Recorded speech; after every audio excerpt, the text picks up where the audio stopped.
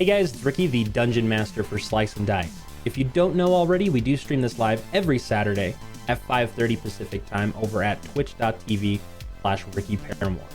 So if you're into catching this live, helping influence the player's decisions, also if you have the channel points, redeeming it to give a player advantage when they need it, you could be the hero of the campaign, to paint it bluntly. Go ahead and check it out over at twitch.tv/RickyParamore. Besides that, I do also take the full session and trim it down to about 10 to 15 minutes and post it every Friday on my personal YouTube channel. That'll be listed in the description down below. A good way to stay caught up if you ever miss a session, just don't have the time to watch the full VOD. Last and definitely not least, we do also post clips on an almost daily basis over on Twitter, TikTok, Instagram, and such.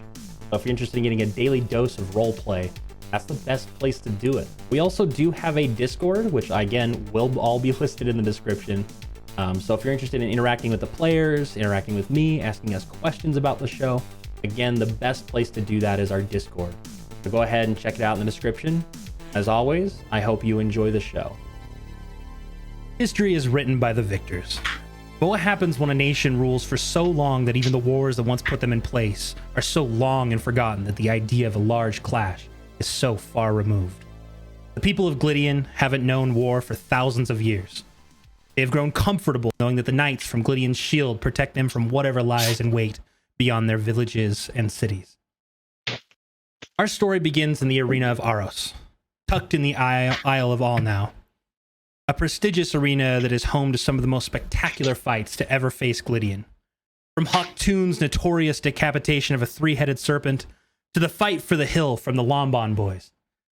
We don't really talk about the Lombon boys. But we haven't gathered here to talk tonight to talk about fights long had. We are here to talk about the journey our troop of unlikely heroes is about to take. We open to a warm lodge that has housed many before them. Stood in his bedroom for perhaps the last time is a mountain of a man. He has a neatly trimmed beard with a lightly tucked tunic, covered by small plates of steel shielding his chest and shoulders and elbows. Standing at nearly 8 feet tall, Holman finishes shining his trusty sword beacon before sheathing it slowly. He looks in the mirror, noticing one rogue nose hair that he plucks without even a wince. "Today is the day, Kara," he whispers to himself before walking out of his bedroom door. Immediately as it opens, stood before him is a tiefling with silver eyes and long black hair. Allie, introduce us to Naki Dimdani.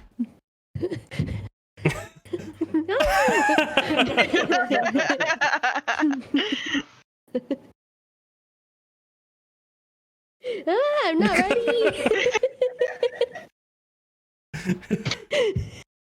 Oh wait. Why is it always me first? I figured I'd catch you off guard. What's up?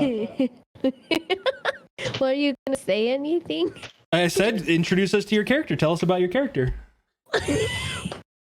Do I just have to like address the audience, or am I talking to? Yeah, talk to the audience real quick. Oh, okay. I'm Naki Dimdani. I'm a bard. And yeah, I'm a tiefling. I'm like I'm 20 years old and I'm not very tall. And yeah, he said I have silver eyes and black hair and my skin's lavender colored. Perfect. So what do you say to what are you saying to Holman as he walks out the door? What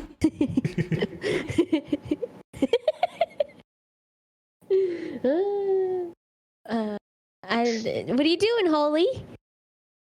I just gotta, this is the day of the Harkin, so I gotta go make some breakfast, and as always, you're stood right in front of me. Well, you gotta see me the first thing that you do. I know, Naki, I know. He, as you're still talking, he just turns and starts walking. What are we having for breakfast? I don't know. I haven't been to the kitchen yet. I just walked out of my room. But Holy. Look, go back to your room, get ready. We got a lot of stuff to do today. I haven't gotten my daily pat on the head yet.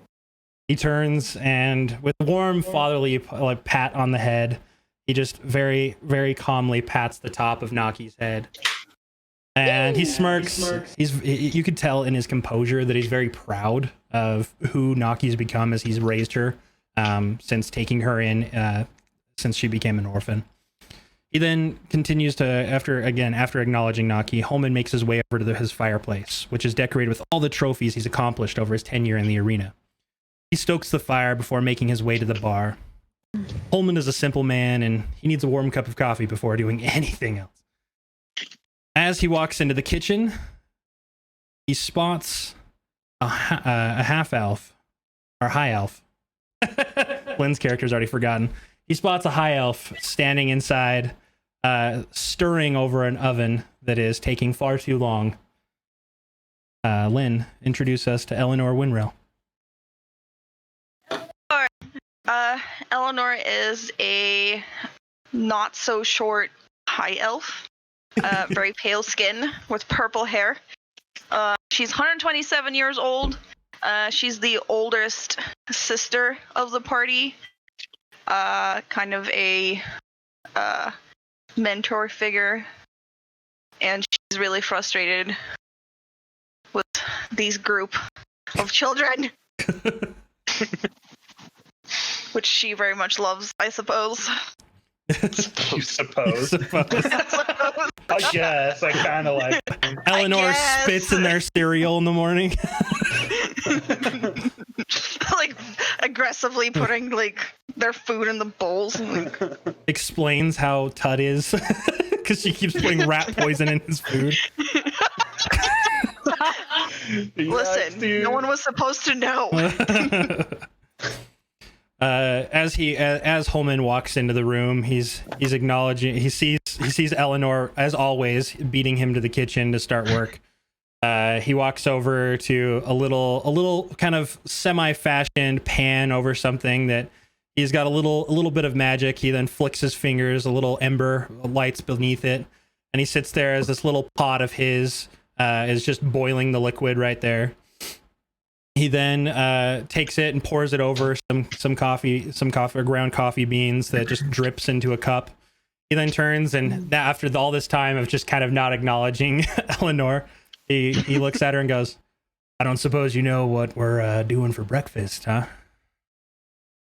That I thought that was Eleanor's job. You're not in here. You're still outside. We're in the kitchen. You said Tanaki. Wait, oh, sorry. I thought I was Said to Eleanor. stirring the like pot. Yeah, he didn't see what you're. I mean, you're over by the oven. You're stirring you're like frustrated next to the ovens. Like, I thought you said return to me. So. Yeah, whatever. Get out of here. You're outside doing something. We're having a. That's why I was confused. All right. We're having our usual championship sludge porridge.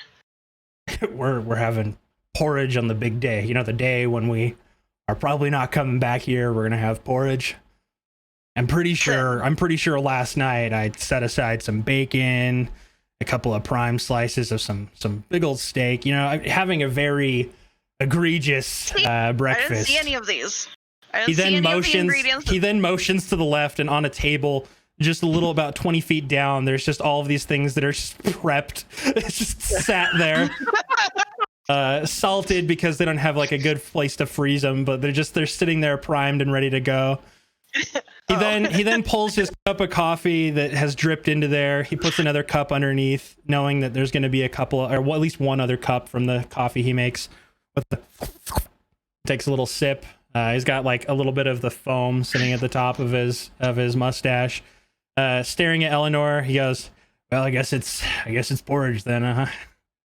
Because I'm gonna be honest with you, I'm not really feeling like cooking today. I always tell Naki I am, but 10 minutes and I'll do it. All right, well, I'll look forward to it. He then motions with his cup, just like this. He's just, all right. I guess as he backs out the door awkwardly. He backs out the door awkwardly, turning himself around. As he took those couple of sips, he's noticed his lips are a little burnt, but he doesn't really care.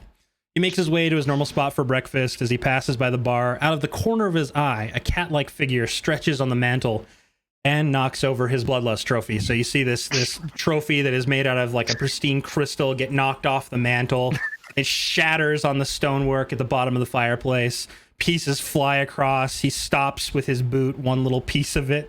He then picks it up, looks at it, and then eyes a Tabaxi monk. Introduces to Peng there, Brian. Yeah, I figured. I am Peng Tung. I'm a Tabaxi monk, as was said. 16 years old. Is Kyle sorry, is Kyle real? I swear to God, he hasn't moved.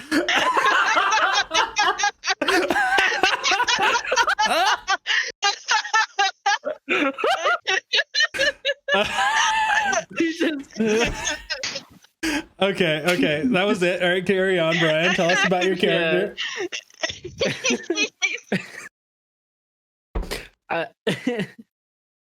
I am basically a Khajiit that looks like freaking Grumpy Cat. He's a beautiful little boy. He gets all the purrs. Yes, and I get to act like a cat and apparently knock shit off the counter. Holman then motions, picks up the little piece, and goes, "You know, I honestly never really liked that trophy, so I guess you did me a favor, but you know, maybe not on the mantle. At least sometimes." And meanwhile, Peng is just sitting there with a little paw. He just does a little lick on the side, and then nestles himself back down. Even though he's, I mean, you got to take advantage here. Think here. The Tabaxi are not like a cat-sized creature. Like, this is a full-grown ass man cooped up on top of a little lip of a mantle. Yeah, and knocking and shit 180 pounds. Yeah, like he has no remorse. Holman then turns around and walks back over to the bar and picks up like a little roll and walks over to his normal spot. There's a little comfortable table he's used to going to, and Motion walks himself over there, takes a seat, kicks his feet up, takes a bite. He then turns over and he sees a about medium-sized human over here sharpening his swords vigorously, just like shh, shh, as it's sliding down, sparks peppering the floor like they always have. He's got his foot kicked up on the chair. He gets done, eyes his sword, sits it down, takes his second smaller sword, and does the same thing, just some aggressive shh, shh, lots of sparks flying about. He then eyes it, and with a little shimmer of light that like blinds Holman, he then places it down, turning around to acknowledge that Holman just sat down. Kyle, introduce us to Varian. Varian is a more physically inclined and pretty declined in every other area. Human fighter. He's going to be specializing more in like a samurai style. He was born wherever, and then as a kid he was brought here, so he doesn't know anything about his past life. So doesn't really know his last name or any of his lineage, and books and things of magical art had no interest to him, and so he's just chilling with swords instead. It's a way to do it. Perfect. So as he's sitting there sharpening the sword, Holman just nods, and Varian, being the kind of more closed off, keeps to himself, always just wants to train, just nods back. You know what I mean? Just an acknowledgement. He knows that you're the one who's getting prepared for today. You know what today is. With that, you hear a large, just like, I don't know, racket kind of going on behind him. You hear a couple of things crash. You hear something going on. Holman then turns around, and behind him, he can see a pale green half-orc standing in front of a door. Chris, introduce us to Hrudal. Oh, you're muted. Can you hear me now? Yeah, I can hear you now. Good.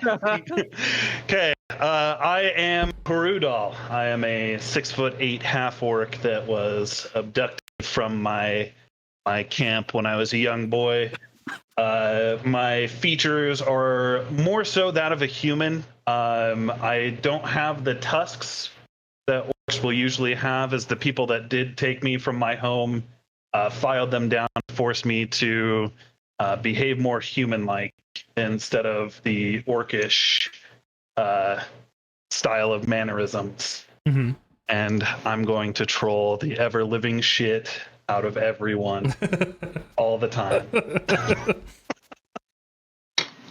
As Holman takes in what's going on, he noticed that as he turned around, Rudolph has his foot propped up against the door. In fact, roll a strength check for me, Rudolph. Strength check, you said? Okay. Hold on, I just need to get my character sheet up, and natural 17. Ooh. Okay. It's a stiff, like a full hold of the door, just with your foot. Just kind of crossing your arms. And as that happens, large. I would hope so. As that happens, you hear a large run. You just hear, and the door gets smashed. And as that happens, you see a figure break through the door. Josh, introduce us to Wizard Tud.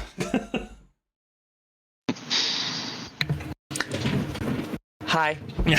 That's Tud.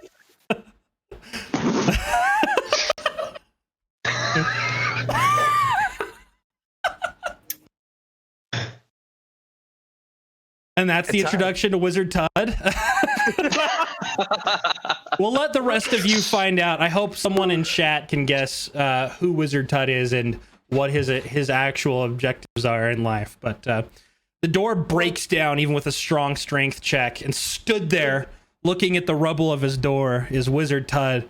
He doesn't look distraught like anybody would be if your bedroom door was blocked and you broke it to get out of it. He instead just looks confused as to why it broke instead of just opened. Like he was just expecting it to just swing open like it normally would on any other day. Then Hrudal and Tud make eye contact. And they say nothing. They just look each other into the eyes. And then Tud then walks out, not acknowledging Hrudal. Holman addressing the room. Well, good thing I don't have to replace that door this time. Thankfully, we're going to be hopefully out of this shithole tonight. But I liked that door.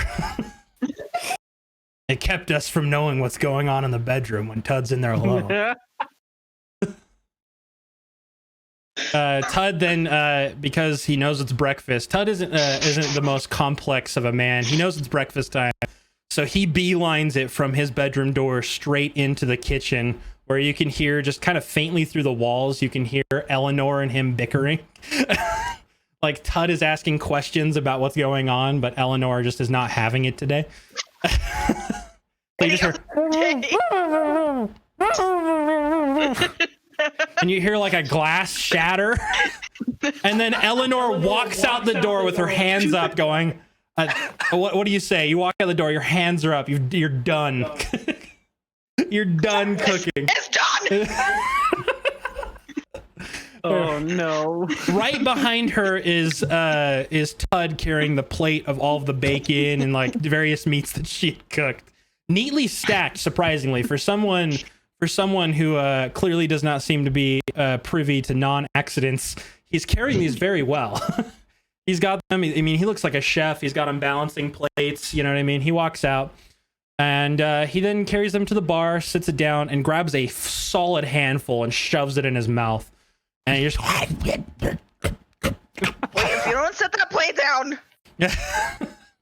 Holman quickly motions over and grabs a couple pieces of bacon, completely ignoring the porridge that was sat out there from earlier. And he's just taking a bite, watching as the chaos grows. I would assume at this point, Naki's walked around, talking to everybody, introducing herself to everybody every morning like she does, her normal ritual. Pang is still completely asleep, but like side-eyeing the bacon, waiting for his time to strike. You then see Varian, who, again, very patient, doesn't ever really jump on those types of things, sees the food, acknowledges that it's there, but he knows that he wants everybody else to eat up first. He can get his sustenance just from the couple of things he had earlier. He takes a small bite of a roll. Eleanor has had enough and has then since marched all the way into her room with a solid of the door. Harudal, despite not really being interested in the food, is chuckling at the disaster that he's kind of caused, but not like he's one of those people. He starts the machine, he doesn't know where the machine's gonna go. Like he will roll a car down a hill, and if it hits a building, it hits a building. But that's just the chaos that comes with it. Holman then proceeds to grab the bacon and he goes, I'm gonna have a few moments of privacy before this all starts. You guys can do what you do. He then trudges. Naki approaches him, trying to tell him something. He then pats Naki on the head and goes, can you go clean up the mess that Pang made there for me, Naki? Be much appreciated. Sure. All right, awesome. Of course, Holy. And as she's like still saying, of course, he already has started walking. He goes into his room and you hear as the door shuts, and then you hear a little of the lock as he twists it to make sure no one walks into his room for a moment. And it's the scene, guys. There you guys go. Let's see what you guys do with it. Where everybody's at. Can I quickly sneak in and grab some bacon? Roll a stealth check. See if you can get away with it without anybody noticing. Just a sec. Oh god, I'm actually probably really bad with stealth. I would say, I mean, I'm assuming a lot of your passive perceptions like in the 10 to 13 range. Pang is like trotting, you know when a cat gets off of something, it's like a very delicate land, but it's still a 5 foot something man or tabaxi walking across the room. Yeah. Very silently, I'll add. Like the floorboards that once are creaky aren't creaking. It's like a little pit pat, but you could only really hear that if you're sitting right next to him. But Tud is still standing directly next to the bacon, just like palming large quantities into his mouth. So, but he doesn't notice. So technically you were successful because Tud has no idea that you're there. Well, he's successful because Tud's not paying attention. Tud could probably see you if he wanted to, but his eyes are so fixated on what he's doing.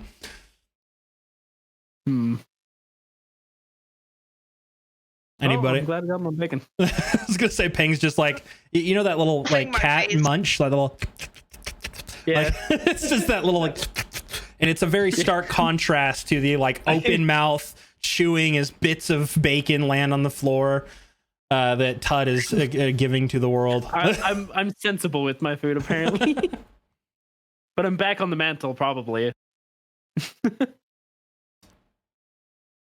I don't know. I'm in my room stuffing my face. I think your mic's muted there, Chris. Motherfucker, dude! I always do this shit. I'm going to walk over to the table and start piling food onto a plate for myself. While I'm doing so, can I see if there are any condiments that may displease Wizard Tud? Oh no! Oh no! Like any hot sauce or something that will not complement the bacon that he is eating. Yes, there is like a over the years he knows that like especially Naki and Harudal are really into spicy foods, so he's done his best to talk to the Glydian's shield to find to kind of arrange those types of things to be there for when you guys are preparing food. So right next to it is like I wouldn't want to call it like a Tabasco like sauce because it's much hotter because these peppers are like magically engineered, but there is a little sauce that's right next to it. You could roll to see if you stealth that onto his like handfuls of bacon that he's shoveling down. Would it be a sleight of stealth hand roll then, or sleight of hand? Okay. Flat 10. Roll against roll perception, Tud. See how you do. I'm so and I'm going to give you disadvantage on that one because I feel like Tud just has no care. So if you gave him disadvantage, we're both 10 then. Yeah, so the way it works out is so you grab the hot sauce and trying to be sneaky, but you know Tud is like staring at the plate. You know what I mean? Like you'd have to be really quick. You do shake it on there, and just as it enters his mouth, he realized kind of what you did.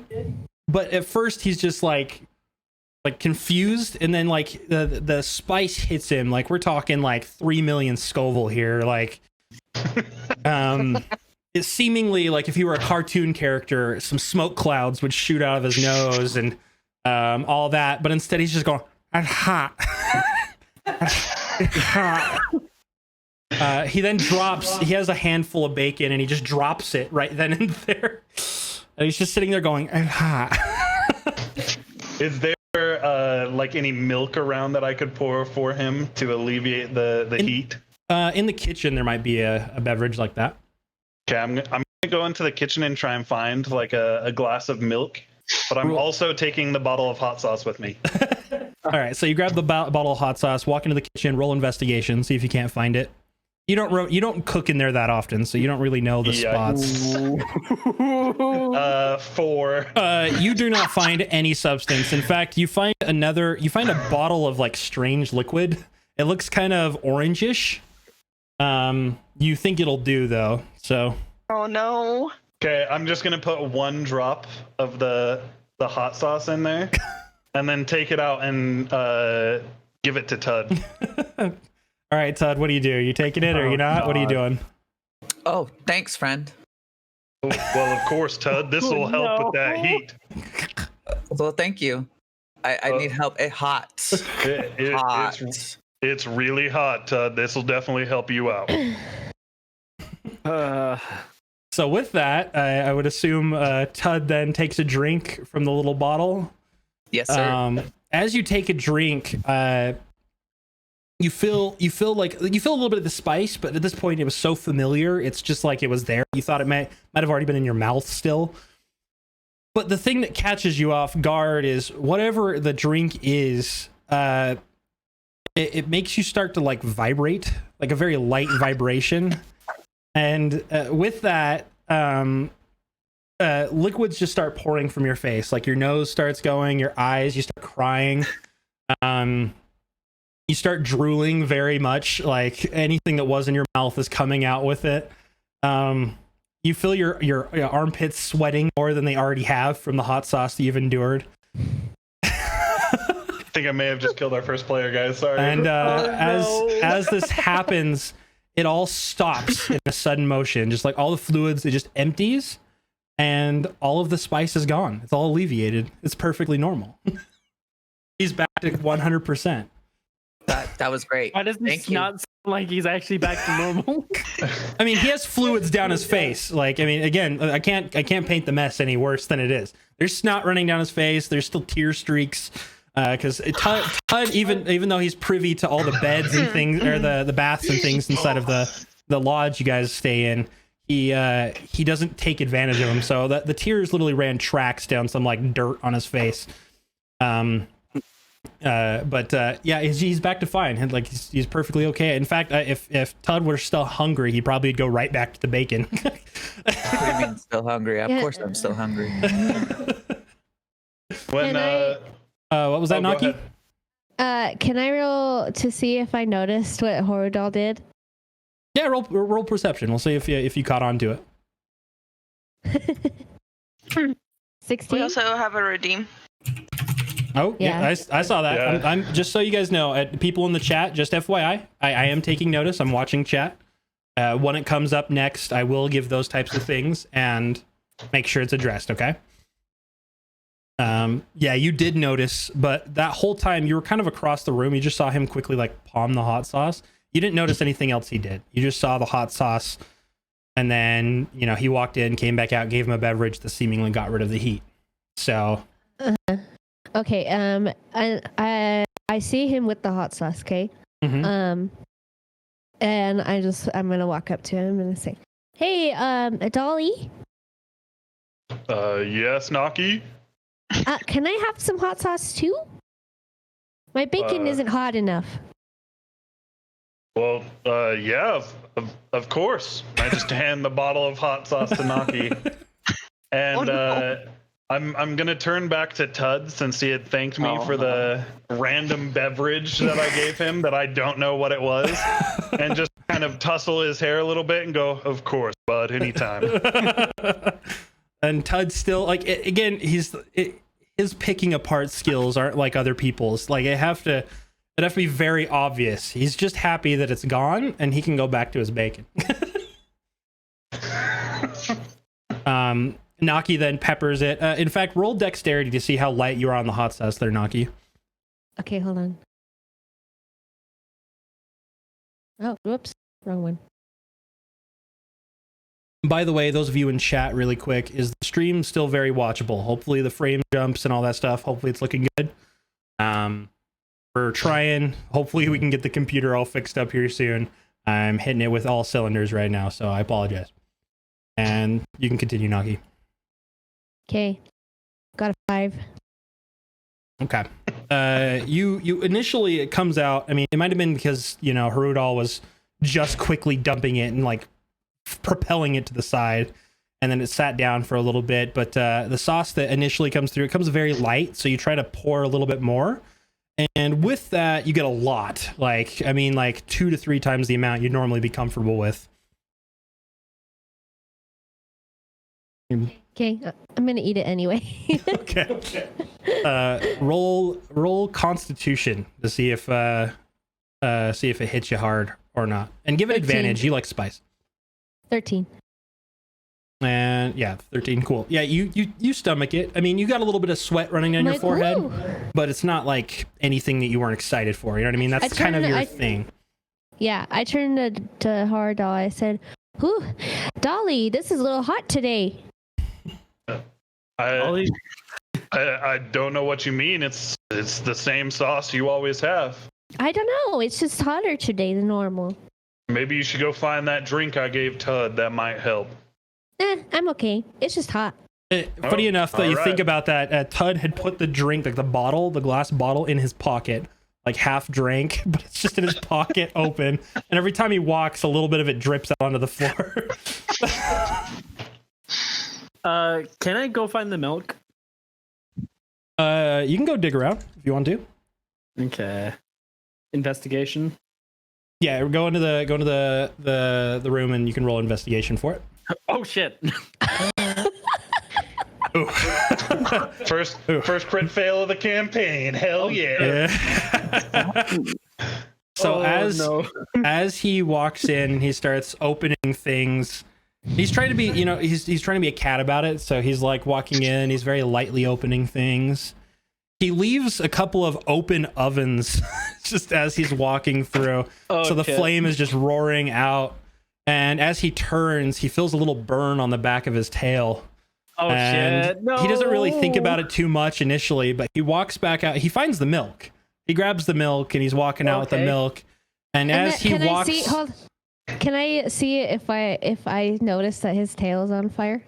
Give me 1 second, okay? Okay, He walks out the door, and as he walks out, a large plume of smoke just erupts in the room, and your entire tail is fully engulfed with flame. Oh no! In fact, let me see here. It just happened to be wrong place, wrong time there, buddy. Yeah. I just wanted some milk.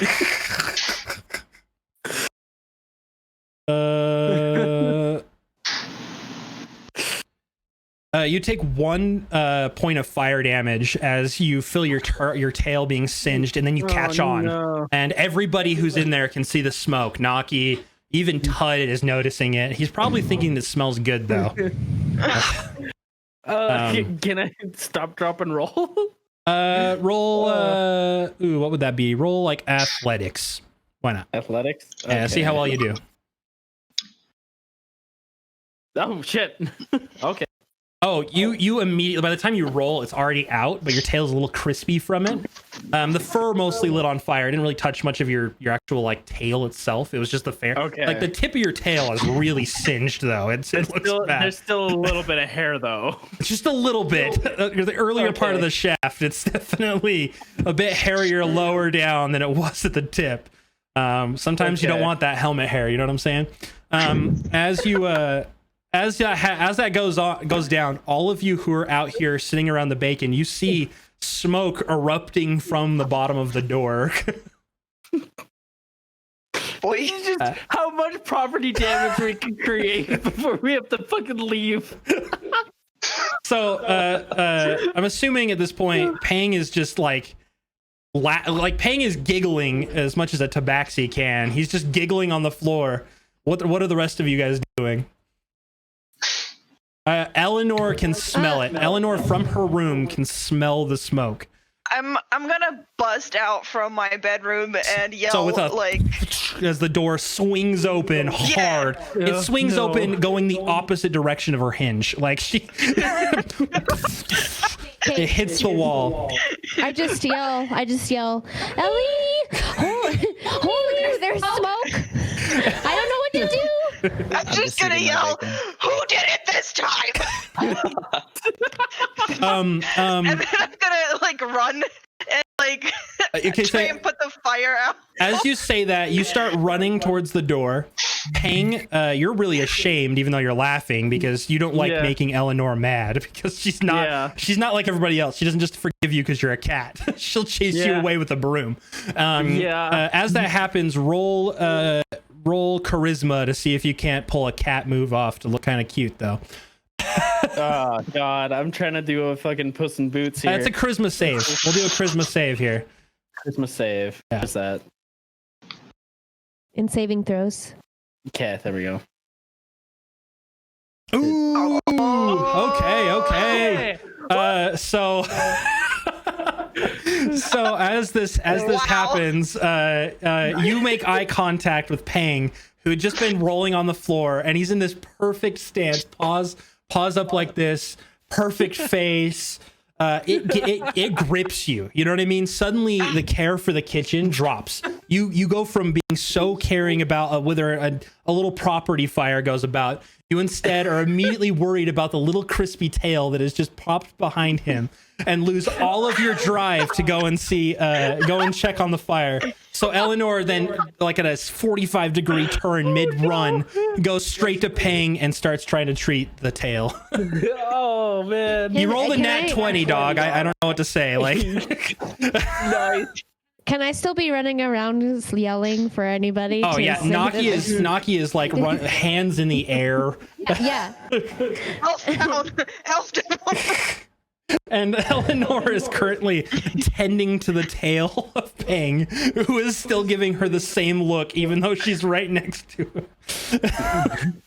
her. Todd, you're on the other side of the bar at this point, back to your bacon. You're really close to the smoke. You're breathing a lot of it in fact. Roll a Constitution saving throw with advantage. Oh my god, get away from the smoke. Hey! So thanks to Wookster, Todd is just trooping through it, dude. Like, you see the smoke come back out pitch black through his nose, but he's still eating the bacon and he's perfectly fine. He kind of like, as you look at him, I mean, just to paint Todd here, guys, he's wearing like regular tunic, untucked, little belts that keep some stuff. On his back is a very, very nice looking staff. Like, for someone like Todd, you'd think it wasn't his. It probably wasn't. But he has this really nice looking staff that's on his back. But he isn't like your normal wizard, this like kind of scrawny figure. Like, he's got some muscle on him. He's a bit of a bigger guy. His face looks a little plain. Like, when you think of like the random NPCs in Skyrim, he looks like that guy. You know what I mean? He doesn't look like the protagonist. He just looks like Dave from accounting. And with that, he's just smoke coming out, big brooding looking wizard dude. Yeah, the fire's still roaring. In fact, it's starting to crack. You hear the door on the other end swing open, and Holman peek his head out and go, you know, I didn't think that the moment I would walk away, that the whole thing would light on fire. You hear a trudge, you hear as this large man easily got a foot on even the biggest of you. He walks over, he peeks his head, he opens the door, smoke roaring out, it's pouring into his face, he ducks down, he goes into there, and you hear him with a whoosh of his hand, you hear some water magic kind of hurl into the inside, and you hear like the of crystals as the ovens then cease a full fire. The smoke then evacuates the rest of the room as he's wafting it out. He walks out and he goes, okay, who did this? Which one of you did this? And he turns and he sees Eleanor treating Pang, and Pang is still making this perfect little face. He then, I want to be unhappy about it. even with all I this, can't. I mean, Eleanor is still snarling because that's just who she is. She's still mad, but she can't be mad at that face. Holman turns and he looks at Pang and he like acknowledges, and then he just goes, all right. He then pats Tut on the back, which, in fact, roll a Constitution check. You have advantage.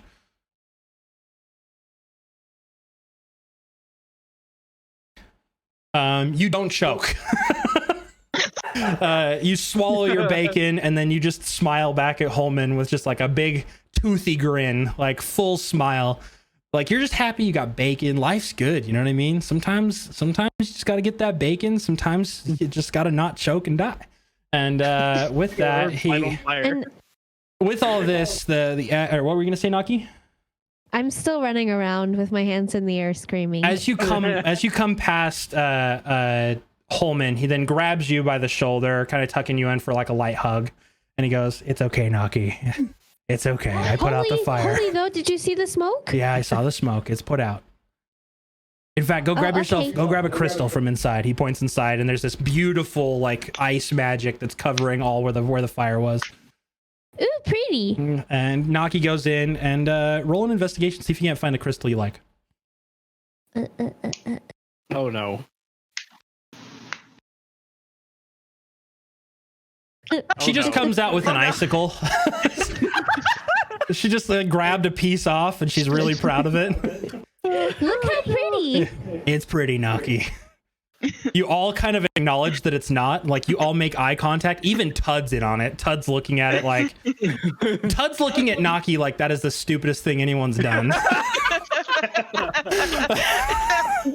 Oh no. Oh no. At this point, I would say Varian's walked over, like, wondering if everything's okay. He's just kind of like not necessarily like full investigation, but like kind of just trudged over, kind of peeking his head around, has his blades tucked, all of his stuff's put away and ready to go. And Eleanor has now, since the effect of Pang's cuteness has wore off, she's finally kind of coming to the fact that she avoided the fire and ran and helped Pang, her arguably least favorite member of the party, and then goes to check the kitchen. As this happens, a large knock comes to the door. You hear, and the two doors that are at the front of our lodge burst open. A crew of Glydian shield guards come in, clad in nice steel-plated armor with with glaives and shields in tote. They walk and line the sides of your tables, coming up to the party. Standing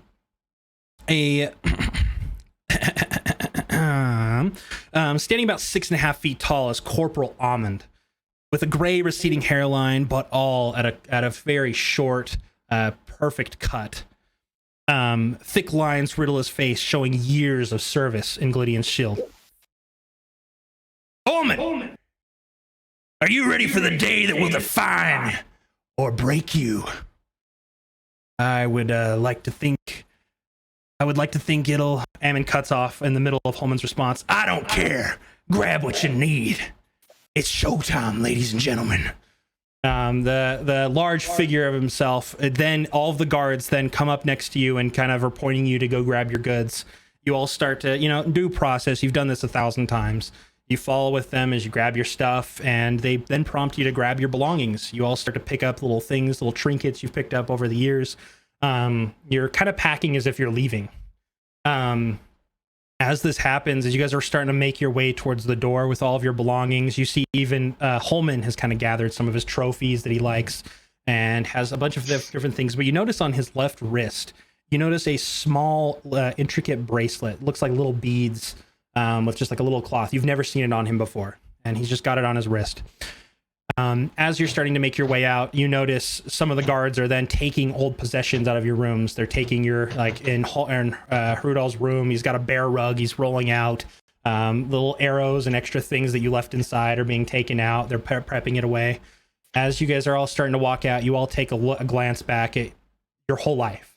For Eleanor, hundreds of years of her life, or over 100 years have been spent here. You have Varian, who spent his entire life. You've got Hrudal, you've got Pang, you've got Naki, and even Tud. Tud's not really acknowledging it. He's probably worried his mushrooms aren't going to grow. And he's double, triple checking if he's got his staff. He's holding it in one hand, keeps looking at his left hand, wondering why it's not there, and then acknowledging it's in his right hand.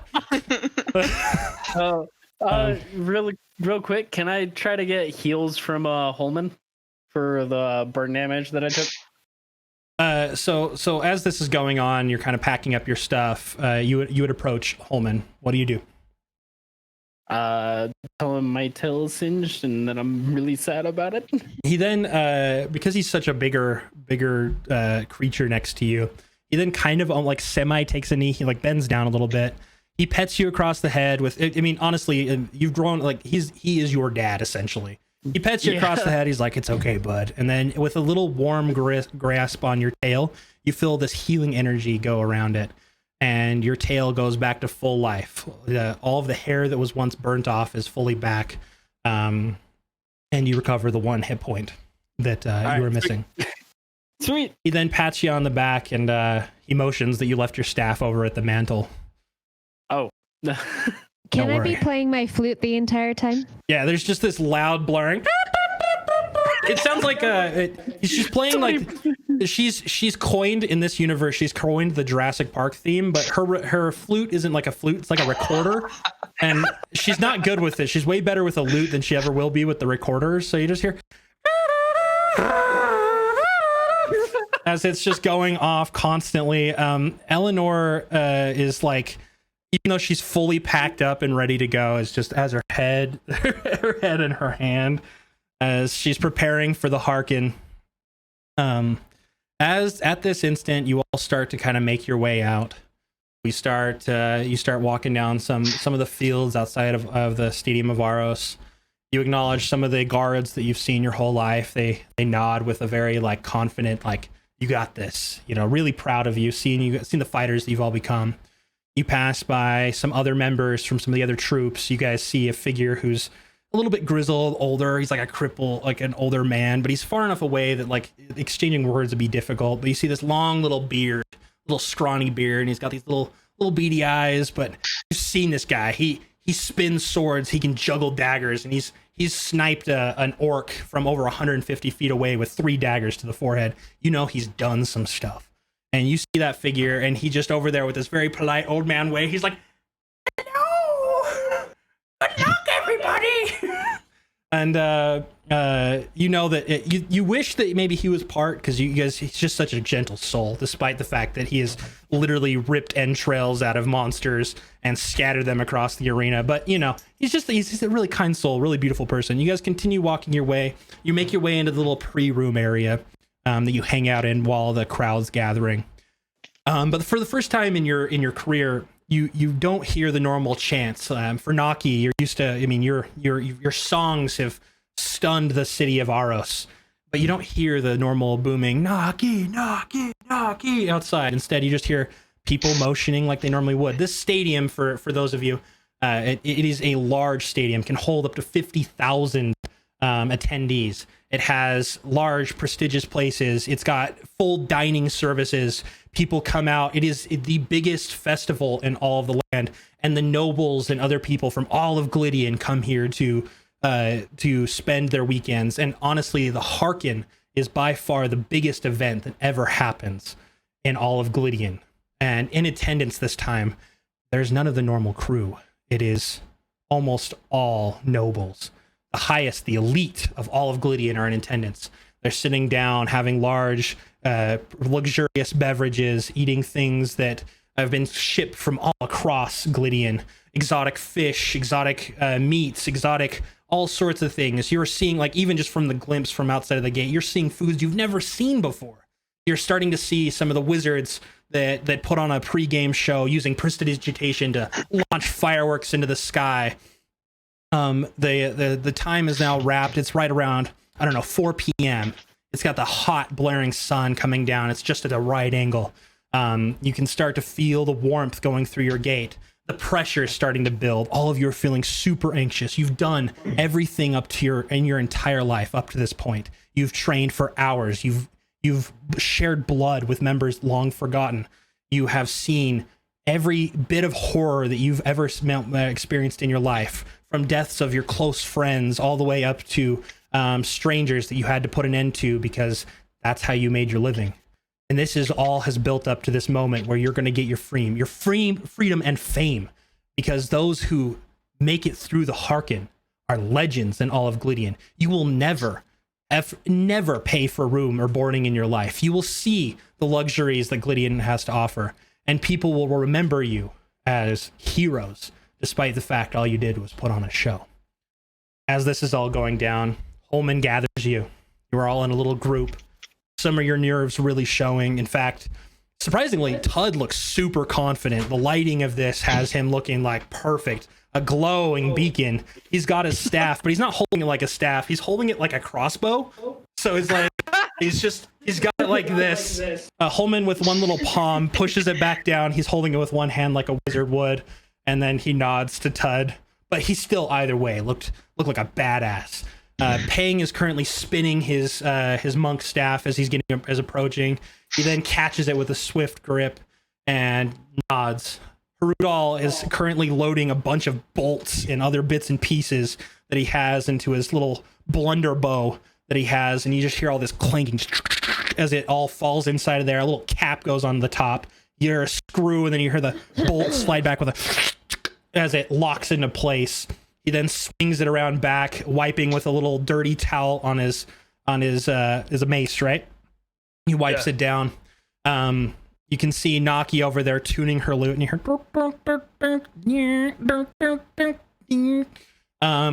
Varian currently swinging both of his swords, stabbing at a dummy, pulling him back, and you can see a little shed of light every time he penetrates on the dummy itself. Swings and puts both of his blades back in, and then within an instance of him turning back around, he swings back, knowing he'll never enter this place again. For the first time in his career, he completely destroys the dummy. And with one swift motion, the dummy slides, almost like a full movie. It slides to the side with a as it falls down. None of you really acknowledge it.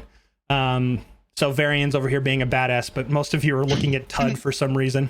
Eleanor is currently focused more on how she's dressed. She's buckling her shirt, arranging her hair, checking on her makeup. There's some mirrors and things, just attending to some of those little things. As this is all going on, Tud accidentally fires something from his staff and it hits the roof, and you hear like a small creature that was probably in like the little beams above as it like scurries away, and Tud, smelling the smell of the wood, he goes, campfire.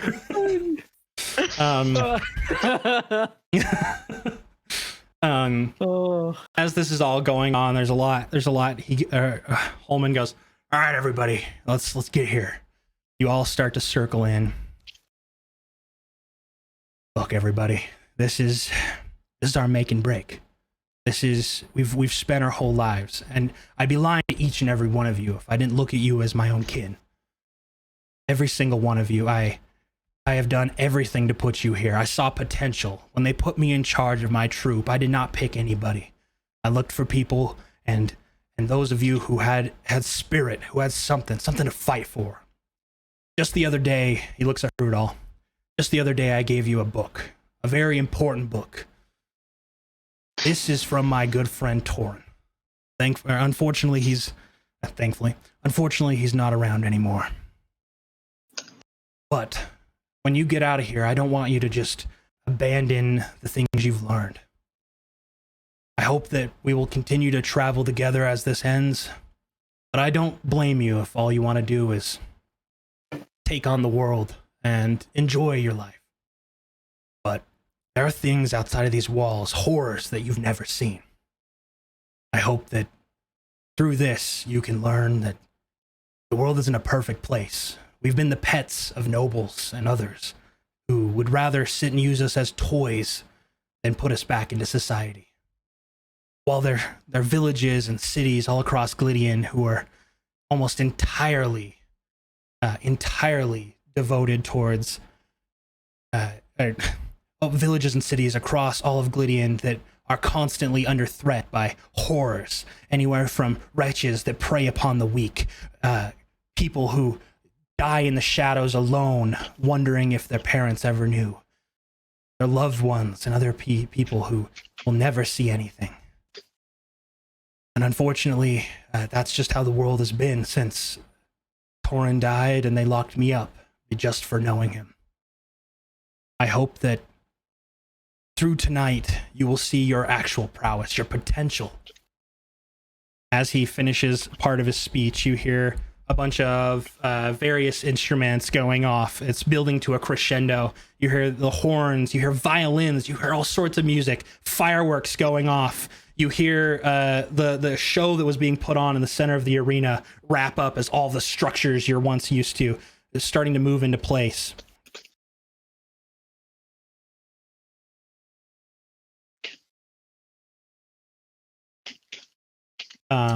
As you start to see everything, you start to see a familiar arena. Whoa.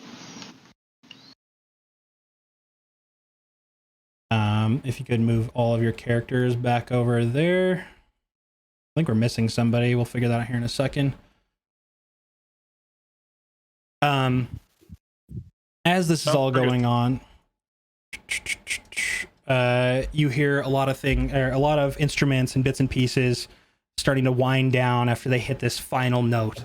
Naki's been humming along with the song this entire time.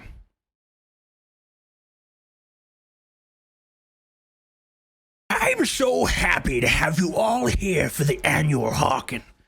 The line beckons from a small rat-like man, short and clad in robes showing the riches the arena has brought him. His name is Sir Prawn, and he is the long-standing owner of the Ahros Arena. He twirls his long, well-capped mustache as he continues. Tonight, we have an eager young troop of casters and brutes waiting to take on our champion. Will they earn their freedom, or will they suffer the fate of all that have opposed Graalbond? I think it's time we let the fates decide. You hear a large, as the gate across from you roars open. You hear it, even though you were so far away, the room is quiet. You hear it just as the shadow from the other side. Those of you, actually, in fact, all of you roll perception. See if anybody can spot it. 13. Okay. 18. Oof, we got some sad rolls up in here right now. For real though. So with that, at the other side. Oh my God, Eleanor's looking the other way. I am too preoccupied with my makeup. Yeah, she went back to the mirror. She's currently attending to that piece. But some of you are looking around, not paying attention. You're more concerned as to why the audience isn't there.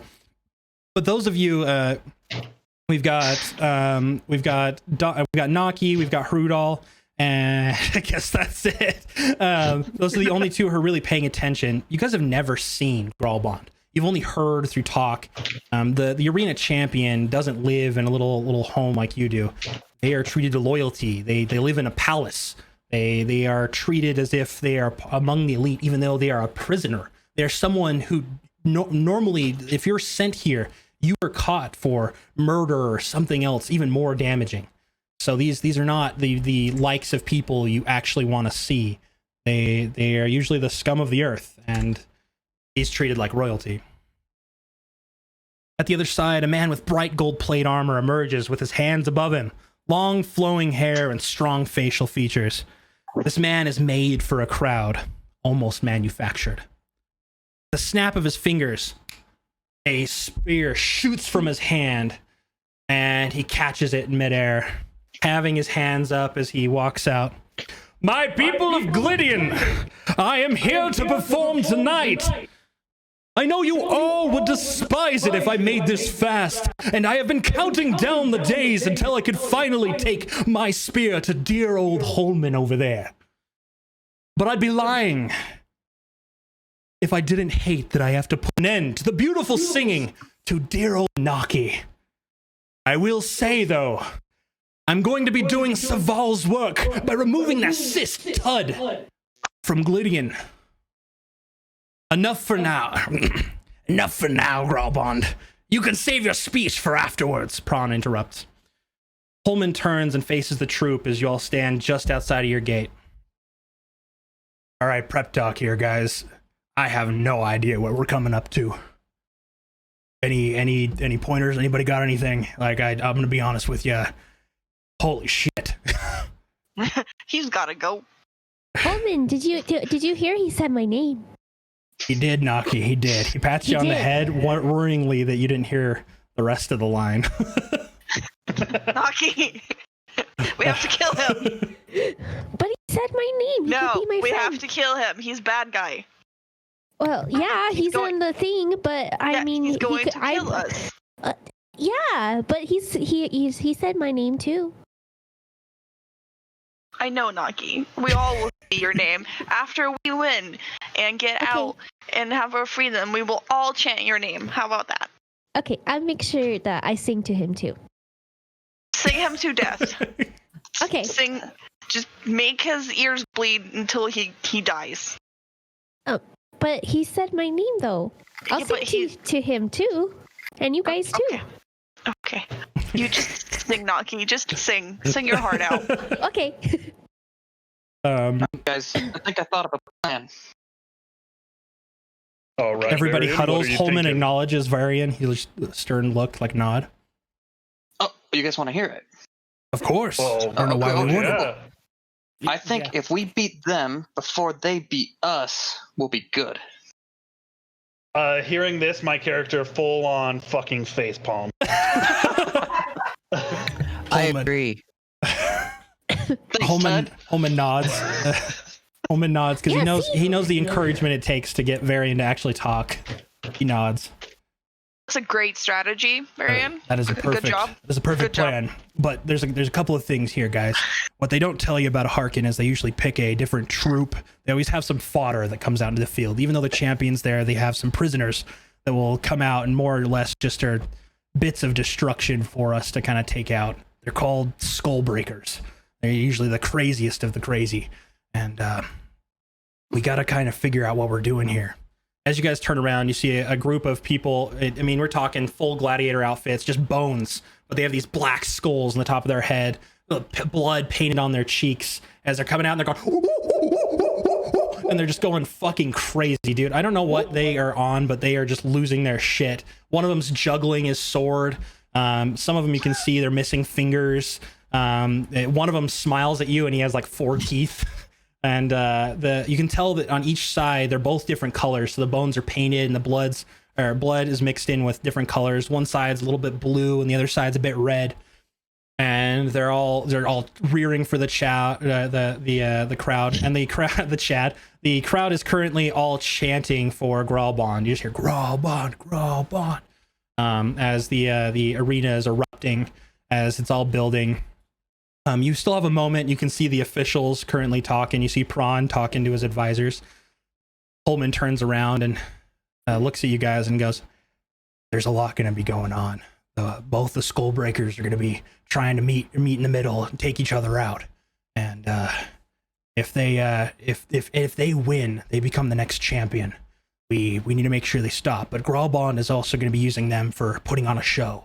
I have a feeling some will go after him, some may go for us.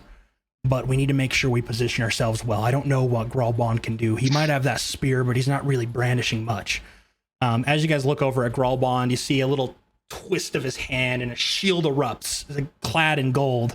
He gets his shield, he palms it, and he's just, "My people of the arena, I will put an end to all of these buffoons." The crowd erupts, even though you guys can read through his speech. He's just a weird looking dude over there. As this is all going on, Holman seriously goes, "Look, guys, we gotta cut the shit here. Like, what are we doing?" My personal take is I will push over. I think we are more inclined, and the ones on our right here, the ones in red, we should probably head that way and maybe take on them as a team. If we get too spread thin, things can get bad. I can only do so much support. I agree with Holman, but I really think the big thing here is we need to attack as a team. Don't go splitting off and trying to get easy targets. You focus them down until we've got the kill. For sure. Mob them. We got to make sure that we got to get rid of the fodder. I don't know what Gralbon's going to do. I need someone keeping eyes on him. We need to make sure that whatever he's doing, as we kind of get into here, that he is in check. He could have magic. He could have all sorts of stuff. Someone does not become a champion in this arena unless they know how to fight. He's really cute. I'll look at him the whole time. Perfect, Naki. Just make sure you're watching his moves and not, the rest. Well, yeah. I need to learn what he does so I can learn the tricks too. She says that as she's playing a perfect song, beautiful song. She's just nervously, even though she's not putting it on, just a little nervous little play. Strings perfectly tuned, by the way. Like, she got it spot on. Like, this instrument is primed and ready to go. You guys see the recorder still attached to her hip or her thigh, but you're hoping that she doesn't bring that out because that's dangerous. Holman then turns around, looking back over. I got a weird feeling about him, guys. I feel like something ain't right about him. And then as he kind of finishes that up, Sir Prawn gets back. He walks up to the podium, still tangling his his little mustache, looking at everybody, and then he looks at you guys. Each one of you can see his eyes staring at you. This official little bit of hair, perfectly kept mustache, still twirling it. Looks at all of you. Tud, maybe not so much. Tud's not looking back. He's looking at what's going on. I'd say even Varian's kind of more focused on the combat. He could care less what the officials have to say. Rudol, Eleanor, Pang, Naki all make eye contact with him. Let's see if all of this will pan out for you. Let's see if you can't be the first champions in over 2 decades. Let the hawking begin! And as an eruption of flame from all around the arena, a dome almost encloses of weird twisted magic, blocking any sort of projectiles from going out and touching the nobles. You see some spellcasters sitting on the side with a glyph in their hands as the bubble encases the arena. The flames and all of the little flame pots erupt with a large 10 to 15 foot flame roaring. The one in the center roaring even higher. You can see little armaments decorated across the field. You see full ballistas. You see bits and pieces, things you could use as tools. You notice that the Skullbreakers go from being their more yippy selves as they all go, as they start hammering their clubs against their hands. One of them brandishing a bow and kind of just dancing and looking directly at Naki. One of them takes some dirt and just shoves it all over his face, and you hear like a muffled. And with that, we roll initiative. Yeah.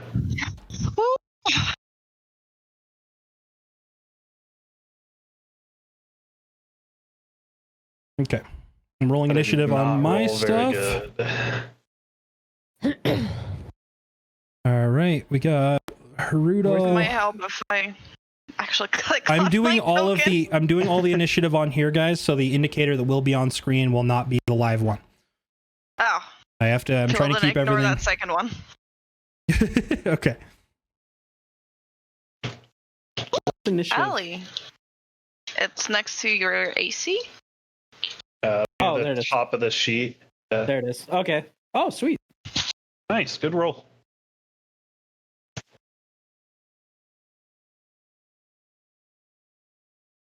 Lynn and I are just down in the bottom, though, just like, fuck. Wait, isn't she? She's got 17. Yeah. No, my first one Her was first roll. 17. Oh, I only saw the second one for some reason. It was like 11-2. Shit. We're Yeah, it's you, both. me, and Kyle. I'm gonna keep eating my burrito though.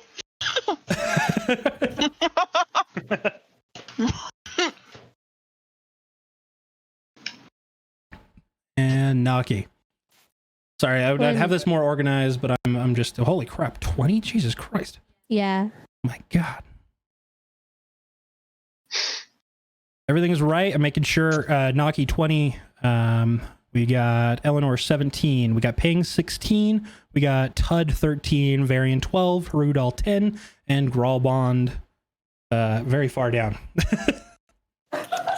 Good for us, I guess. Yeah, I didn't mean to spoil that one. Yikes. Just kidding. He has 2 attacks. All right. So with I only that, rolled initiative you all twice. prepared. As this happens, you guys see everybody bracing their weapons. You see Holman. He hasn't fought with you in a minute. Like, I would probably say it's probably been about a month. Oh, yeah. You're good. You're good. Just make sure you prompt me to talk about it. I totally spaced it. You don't see Holman fight that often. You saw him a lot more when you guys were all coming of age, but lately he's been letting you guys fight so that you can build teamwork even without him there. Holman pulls out his sword beacon with a and he then switches to an underhand blow. So he's got his sword running trim down the back of his elbow. His left hand illuminates with a glyph, and you see some fire erupt from his hand. You see him kind of brace into position with a full brace, and he goes, "Let's kill some fuckers." And Naki. All right. Yes. What should I do?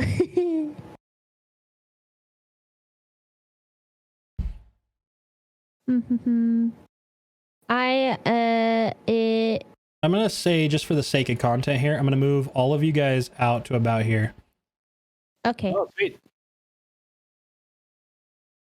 And let me put him down too. Still new to this, guys. Leave me alone, okay? Haha. We'll put a fucking bird person for him. That's just great. There we go. He's a bird person now. I'm gonna move. You know what? I am going to. Just go right here behind everybody. Okay. And that's it. I don't know what else to do. Maybe bardic inspiration. Give somebody a little bit of an edge as they go. Okay, well, I figured I'd figure out that later. Okay. Yeah, let's do Let's do Eleanor. I'll do bardic inspiration for Eleanor. Nice. Yeah. Keep track of that. Okay. All right, cool. That's your turn. Yep. Second off the cuff, you see Holman bracing his sword. He then quickly runs and jumps over top these barrels with a sprint. He then continues to go down. He gets to about there where he casts Eldritch Blast, as you see the magic erupt from his hand, and it goes straight across over towards one of the skull breakers that he's heading towards.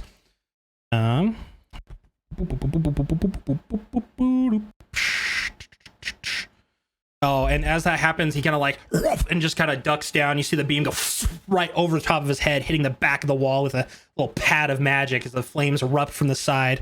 And the Skullbreaker doesn't really know that he missed it. He's just, you can see Holman is a little frustrated. He's like, ah. And with that, we move over to Eleanor. Okay. Let's see.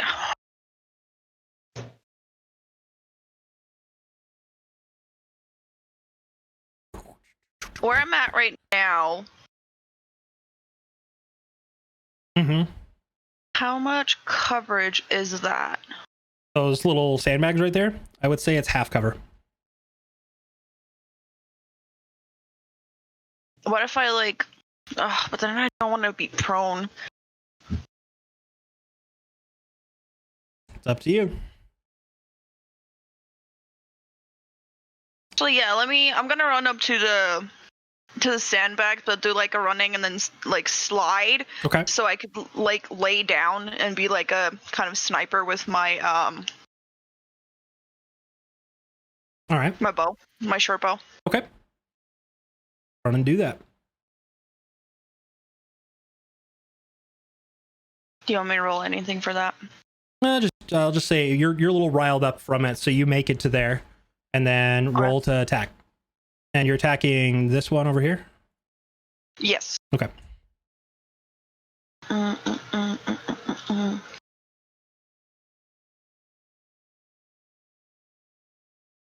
see. I guess those are. That was a 23. So as you come running, you slide up to the sandbags, you pull your bow, and you feel like as it cocks back, you release, and the air goes, and you see it thud right into his left shoulder. It goes deep. You hear the bone crack. Roll for damage.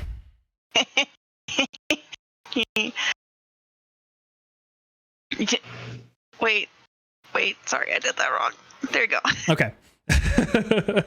As that goes through, you see it go right through again, like it shudders through his shoulder. It basically almost passes all the way through. The quiver actually gets caught and dangles, causing the stick to kind of intertwine up in the left of it. Blood shoots out, and he's hurt. He goes as he kind of shudders his left hand, his whole left arm limp. I'm literally giggling as I'm seeing this. It gives me pleasure to see him in pain and agony. Perfect. So is that the end of your turn there? Yes, that'll be the end of my turn. It all pans over. You see Pang as he's starting to make his move. What are you gonna do? I'm gonna run over to be nearby Holman. Okay. Since I'm all melee, I'm gonna try to just stick behind cover here. Okay. Cool. So with that, so is that the end of your turn? Yes. Then pan over to the bandits up at the top. The one on the left side then rushes over to the crates here, and with a little crude short bow, it swings around the side, and you hear as it draws and aiming right over at Hrudal.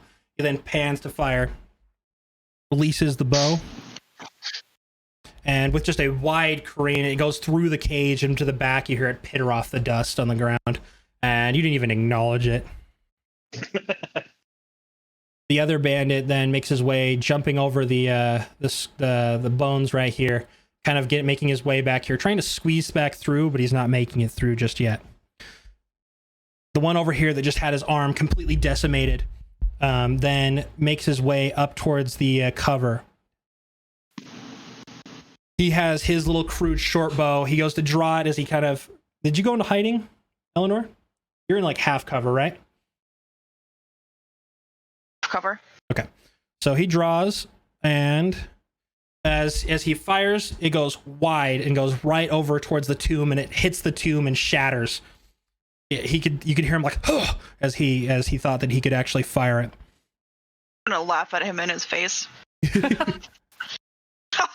Vicious mockery. Yes, exactly like that. This one scurries over to here. Now not having cover, he also draws his bow towards you, and it releases from there. Again. So he pulls back the bow, and you hear the twang of the wood as it almost like, again, it's a really shoddy bow, and it releases, and he goes wide, and it goes all the way over and almost hits Holman, but completely missing.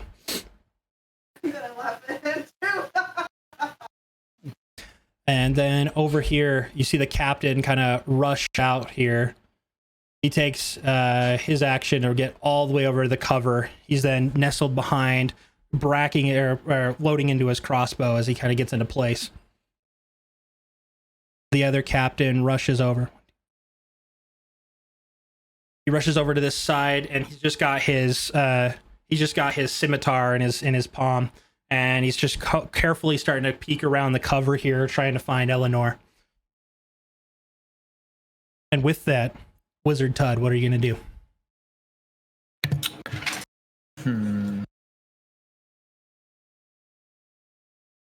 We gonna move over here with my staff out. Mm-hmm. Because I'm gonna make a run for it, because I believe I can get him. And then I remember, I'm a wizard. Up to that point, he'd forgotten that entire day. So, I will go for magic missile on this guy that's close to Ellen. Okay. Which one? Can you ping it for me again? Is it this one? Yeah. Okay, cool. So magic missile automatically connects, so you're just rolling damage.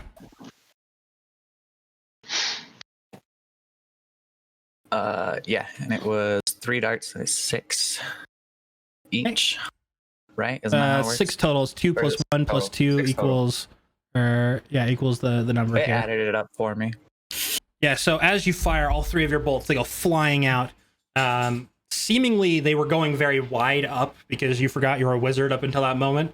But they kind of seem to correct back down, and you see them careen back, and you see 2 of them pebble through his back. They go as it shoots through his chest. You can see a little hole pulsing through, and the last one seemingly just like a little like fairy flying around. You hear, and it goes through the back of his skull, and you see his right eye pop as he shudders and falls to the ground. As his body crumples, you all know that it's about to get real. Perfect. Furtad. Furtad. Is that everything you're going to do on your turn there, Todd? Yeah, that's it. I'm just gonna chill right there. Okay. And with that, as that all goes down, as you see Tud launch the magic, Varian, who's been preparing this entire time, takes his stance and gets ready to go. What are you gonna do? I am going. Oh, wrong one. I'm gonna move my homeboy. Go back up Eleanor. Okay. And I will kind of just pull out my weapon, my weapon, and just take the dodge action this turn. Okay. To try to keep myself defensively prepared. Perfect. So you see as Varian gets over to there, and he's just he's just braced for it. He kind of like nods to Eleanor as he slides into cover next to her, and he's got his blade well out and showing them like, look at this piece. It's gonna go through your chest. Bump him. As that happens, anything else on your turn there, Varian? Just the dodge action, so cool. The attacks will have disadvantage. Sounds good. With that, we get to Harudal. All right. So my movement, seeing that Todd just dropped that first guy, I'm also going to move up right about here. Mm-hmm. And I assume I've got the blunderbow loaded. Yeah, you had it loaded before. Okay. I'm gonna attack with a blunderbow to this man's here. Okay. So you can see Harudal starting to aim with this bow, and as you heard him rush up behind you, you hear the as it's rattling inside, and he braces, and you hear the squeeze of the trigger as you hear a poof. Roll the 6. And seemingly being a little lightly packed this time with all of the junk he put in, it goes and it hits in his general direction. You hear the plinks off of like the skin, but it was just not strong enough as it made contact. Seeing that there's no reaction, Harudal is almost shocked that he maybe forgot a little bit of his ammunition. That being said, I would like to actually go prone where I am. Okay. And can I reload the blunderbow while prone? You can, but not on the same turn. You'll have to use that action next turn. Yeah. But I'd say at this point, you're probably opening your bag, grabbing out another sack that has all the bits and pieces. You're just more preparing for it. Yeah, so I'll be ready to go next turn then. Yeah, you've got a bunch of your stuff. You basically set up next to Varian there, who probably gave you a nod as you tried, but now you're starting to load again, and you've got your gunpowder out and everything you need to really get this thing to launch. Cool. Well, yeah, that'll end my turn then. I'm just going to go prone and start reloading. Okay. From the other part of the arena, almost in like a simultaneous bit of magic, you see the form of Gralbond start to like kind of shiver a little bit. You see like little waves of light as he almost appears behind this one right here. As that happens, you see 2 strikes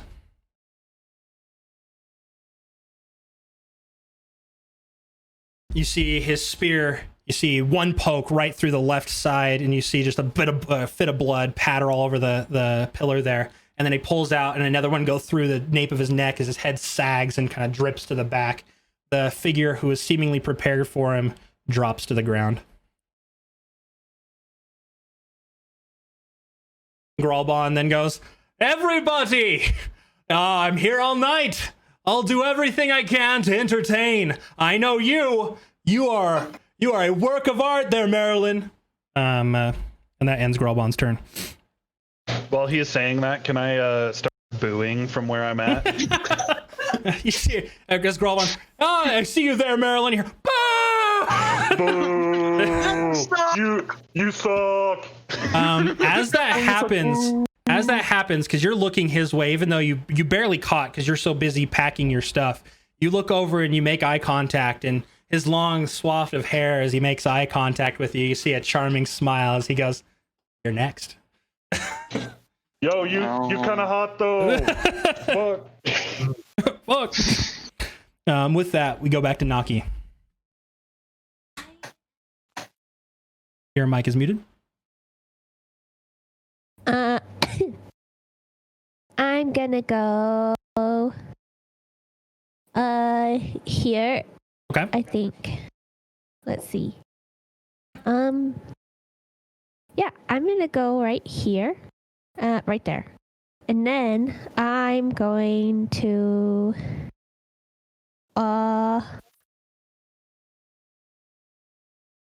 let's do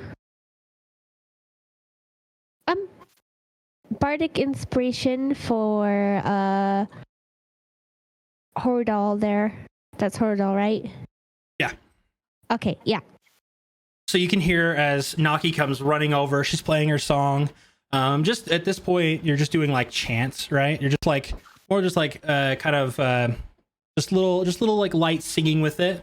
But as you're loading and packing your mag there, Hordal, you just feel like this energy come over you as you just feel suddenly more likely to succeed. You feel this encouragement, and you kind of look back, you see Naki, and you probably just give her a nice little thank you nod.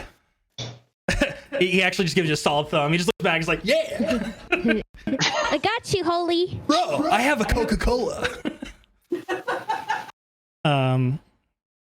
Is that the end of your turn there, honey? Yes. Perfect. I don't think I'm close enough to any of the bad guys to do anything right now, so that's it. Everything's a bit away. As that wraps up, Holman, who had just got done with his Eldritch Blast that went wide, he then looks back at Beacon and just like nods as he continues to run. Rushes up to this one, and you see him leap into the air, and his blade goes down.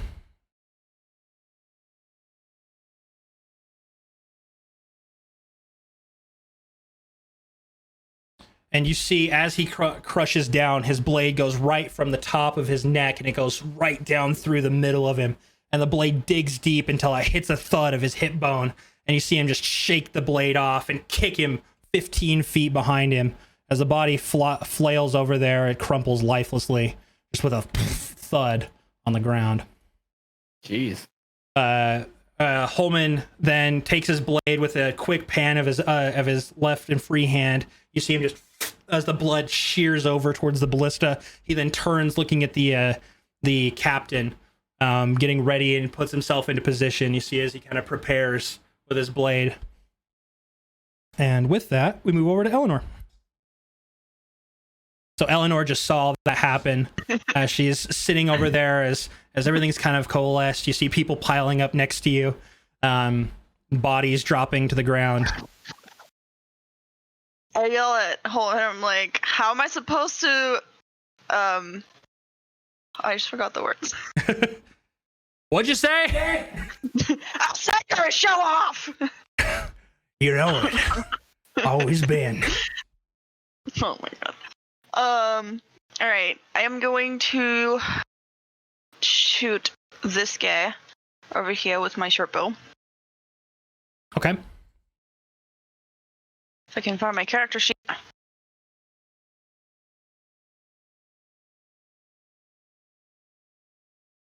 Ooh.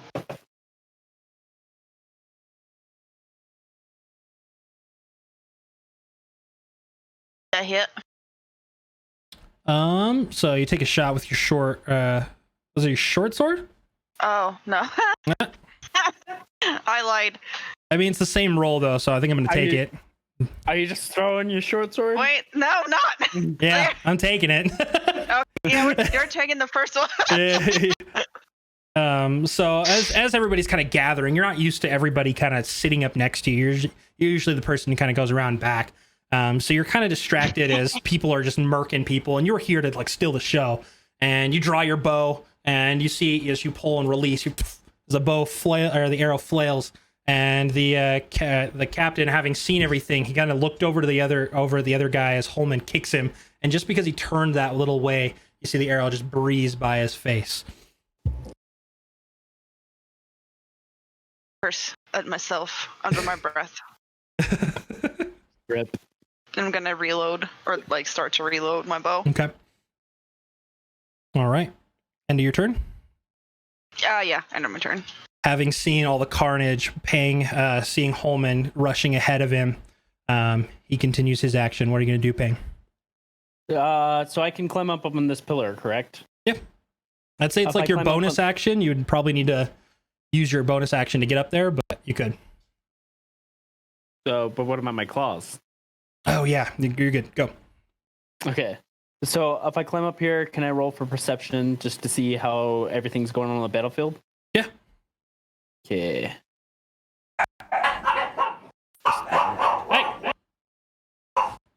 Dogs fighting. They don't want you to get. They hear a cat climbing on a pillar. Okay. What do I see? So with that, as you get up on top, you see the bandit that's kind of close next to you, who was kind of taking the place. You get taken aback by Gralbond, who seemingly just shifted over behind that other character and decimated him with the spear. And they're both, that other side is really focused on Gralbond, because Gralbond is still currently just like looking at the crowd, not acknowledging who's here, could care less about who's in the arena right now.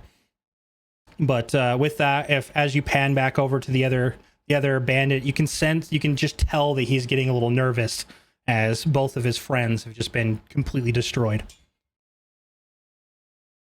Okay. Can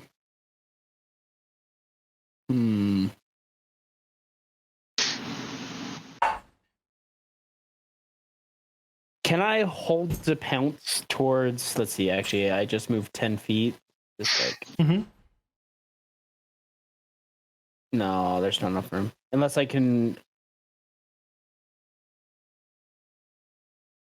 So these two squares, the one next to Holman and... this one right here and this one? Next to Hordal. Yeah.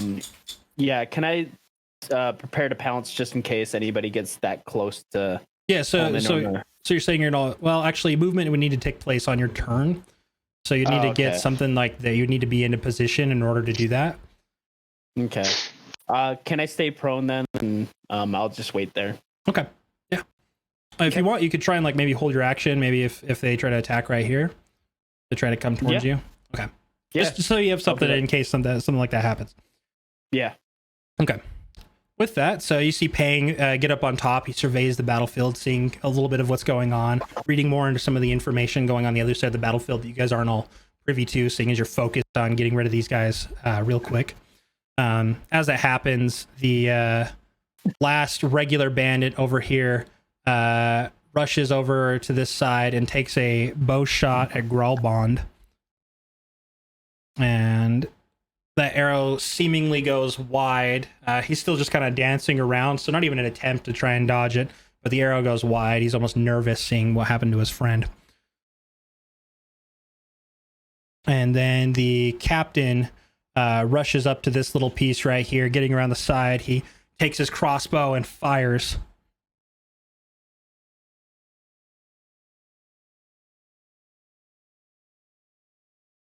Boop, boop, boop. And you see with his bow, as his crossbow lands on top of the cover, that you hear a thud as it launches propels the arrow forward with a sharp little it flies across the field. And with his arms up, you see the bolt go right between the plates and puncture through the other side of Gralbond. And he goes, "Oh!" How dare you? How dare you? He takes the arrow and rips it out and throws it to the ground, turning over to the bandit, no longer caring about what Harudal had said. How dare you? Oh! And that ends the captain's turn.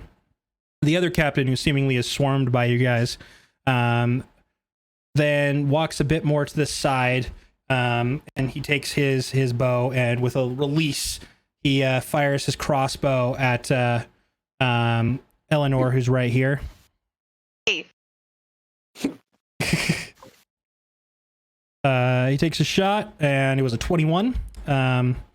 So as his bow releases, the arrow goes flailing, and it goes right through your left thigh. As it punctures through, you suffer 4 piercing damage.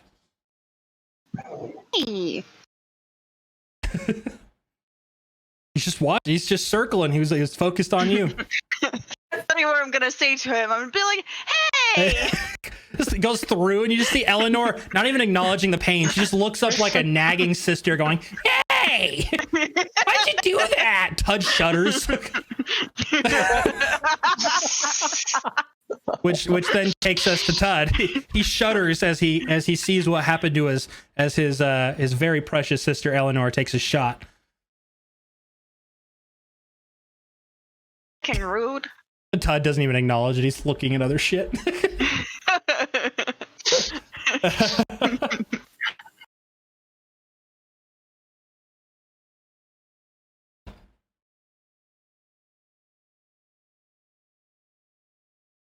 I have no idea what Todd's doing. He looks like he's doing geometry over there. Is it my turn now? Yeah, it's your turn. Oh, my bad. Just like to acknowledge 10 out of 10 disappointing from Wookster in the chat. Towards you. You know, I totally spaced his claws, giving him the non-need of a bonus action to climb. Yeah. I think we all forgot. Totally spaced it. So, I am going to attempt to use. Uh-oh. This is gonna be bad. Oh no. Oh no. Oh. So as you see as Todd sees his sister on which side, this one down here? Yeah. As you see Todd, his brow furrows. He gets really angry. He points a staff in the general direction. A bolt of cold energy shoots out, and it goes really high above. And you just see it hit the shield up at the top, and you hear the crystals just. You see Naki looking, because she just likes watching ice. She's still just like kind of playing on her lute.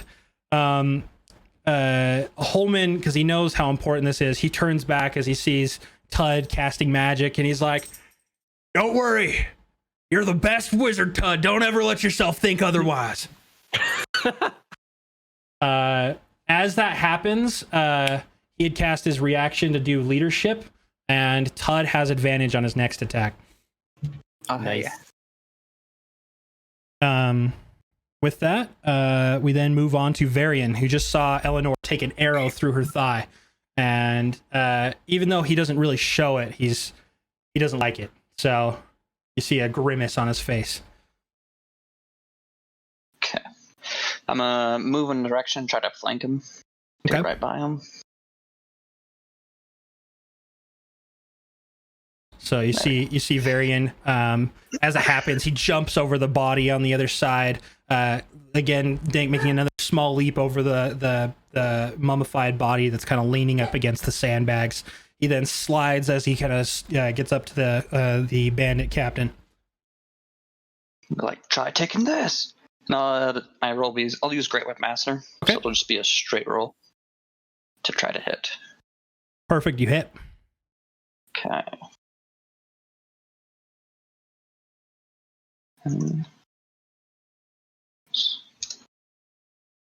So he swings with No! with your blade as it kind of slams down on him. What did I miss? You posted it in chat.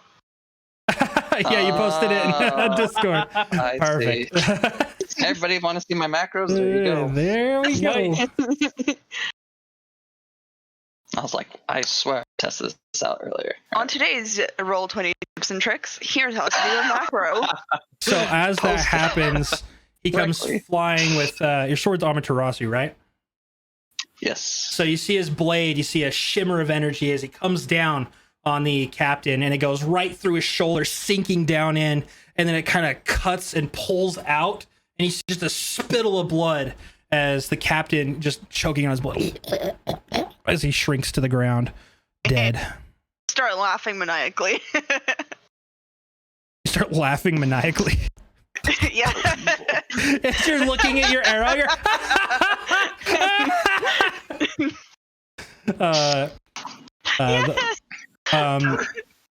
with that, you've actually been on a bit of a downtrend the last few times you've been in the arena, Varian, and you're starting to feel a little down on yourself. You didn't feel like you could get it last time, taking some serious hits that you were here.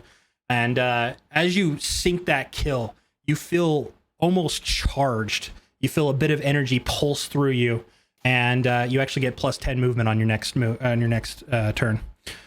Nice. What? Dope. And with that, we Now move I'm over to fired Hrudal, who's was the process of loading his weapons and noticing that Gralbond had just shifted attention not from him any longer over to the captain on the other side of the arena.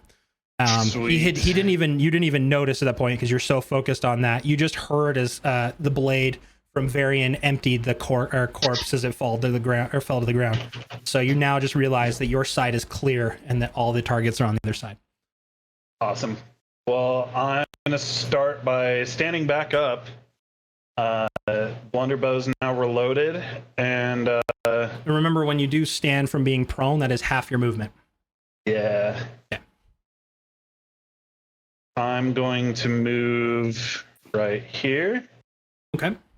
And would this be like half cover? Can I shoot It would over be. it? You wouldn't want to be in that. I would say the right square on that would be touching the spikes, and you'd have to roll to make sure you're avoiding it. The left side. I'm pretty far back. I can't get any closer up anyway. Just making sure. Yeah. And then you already know. As 19. as he runs up, the bow is just loaded and ready to go. And as he slides in the sand, and he knows he has to take the shot now or never because the target is distracted. A little release, but this time he prepared. He put more gunpowder than last time. You hear a large poof as the shrapnel launches really far and it peppers the back. Roll for damage. Oh, I clicked it. It didn't. There it goes. We'll take the first one. Yeah, This 23. this bow has gunpowder in it. The mechanism it uses is more like a blunderbuss than it is a crossbow.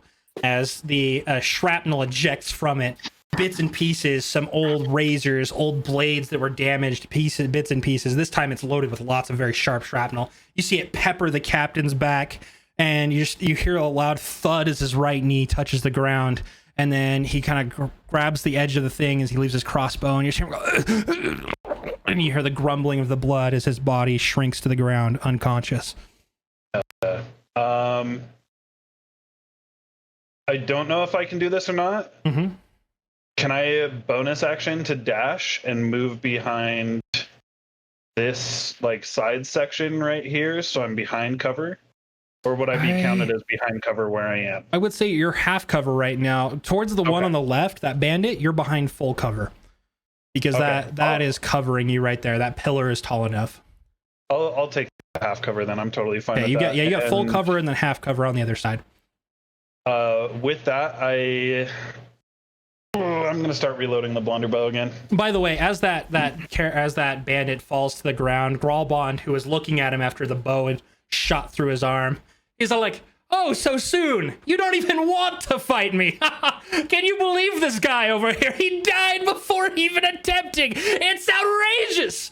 And with that, Gralbond, with a little bit of a pep in his step, and he almost like skips over to the other bandit here.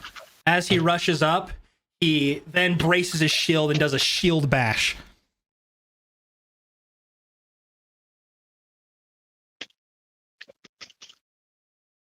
Awkwardly enough, as he's coming up, he was skipping. He's feeling really proud of himself. A little tuft of sand had a rock underneath, and he trips and slides past him, face down in the dirt. As his face runs in, his hair gets all messed up. He's just face down in the dirt as the bandit is looking at him like, "You're the champion." You just hear him go, and Gralbond, you just hearing the sound. You hear as he's laying prone on the ground. And he takes his other bit of action to stand back up, but he's way less focused on actually trying to hit anything as he is trying to run the sand out of his hair and wipe his face off. And with that, Naki, watching this whole thing happens, what do you do? It's her burrito.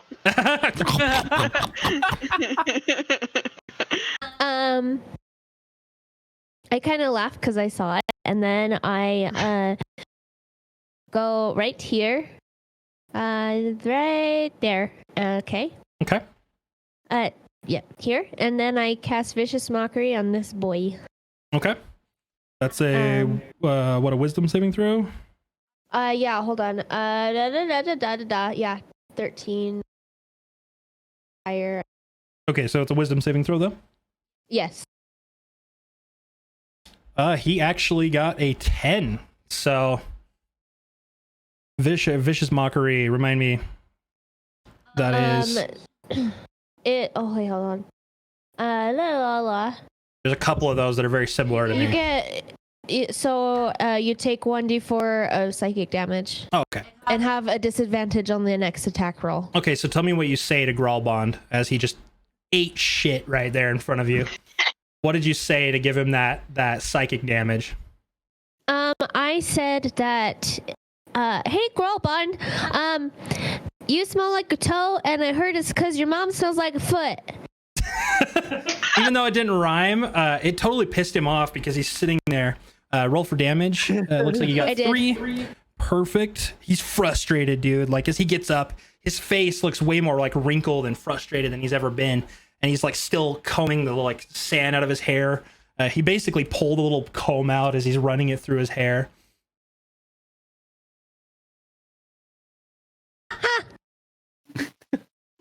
And that's it. Mannequin. I mean, Kyle. Perfect. So with that, he's really frustrated. Holman, having seen Varian make quick work of the bandit captain, makes eye contact with Varian, and he goes, "You're doing the work. You're doing the work, boy." And he then turns really suddenly, and you see him rear over, and he jumps over the ballista here. And as he lands, he casts Eldritch Blast, but this time he's aiming at Gralbond.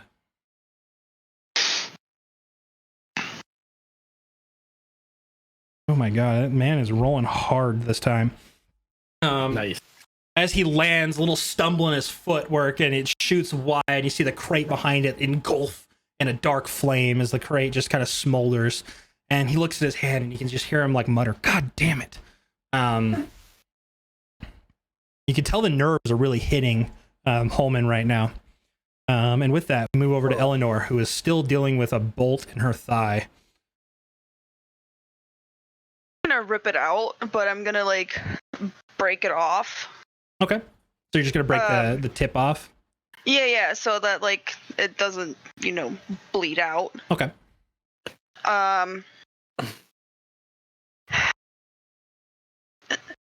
So you just see Eleanor, just like a badass, having looked at that asshole, just snaps the arrow.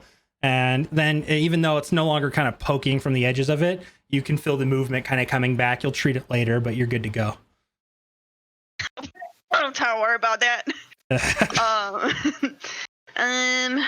Shoot. Let me see.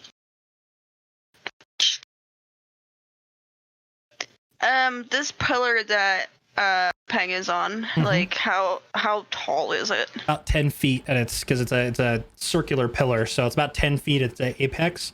It kind of curves down as it goes around. Okay.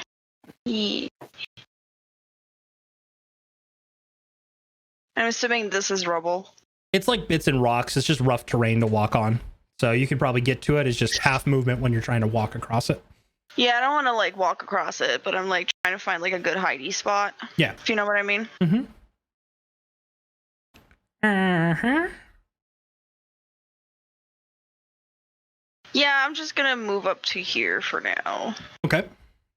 So Eleanor just rushes to the pillar, even with the bolt still hanging from the back of her leg, but it's a full sprint and gets up to there perfectly fine. And can I still shoot him with my crossbow? Yeah, I would say from there you're good. You're within range for it. Or my short bow.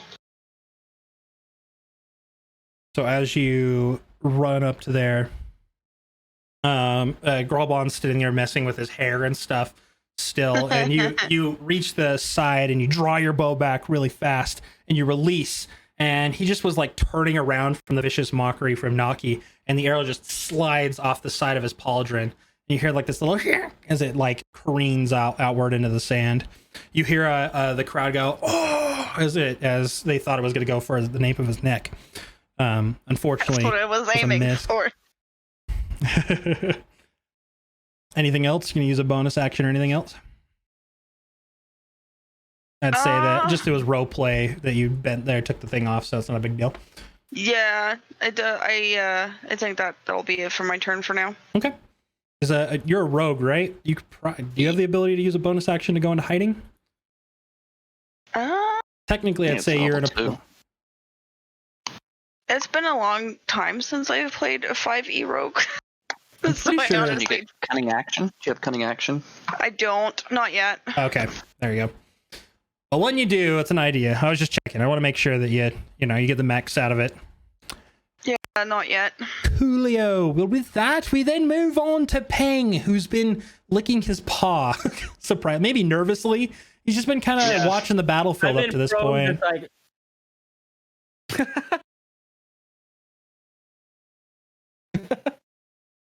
So I'm gonna. Can I roll for acrobatics to jumping towards him? Yeah, go for it. How would you want to go about the jump? Are you just doing like a full pounce, or are you doing like a flip? I just want to know how cool this is. I'm not gonna try to do a flip or anything because I'm nervous. So you're doing like a pounce outward, landing on your bottom feet, and then I'm gonna go for a strike, right? Yeah. Cool. All right, roll acrobatics for me. Ooh. So you see this perfect prime just pounce over to Grolbond as Peng, for the first time in the arena today, has actually gotten up where he needs to be to make a move. He has his staff ready to go. You land, roll for attack. I was thinking about using my claws. Okay, go for it. So this time, instead of that, he's got his claws ready to go.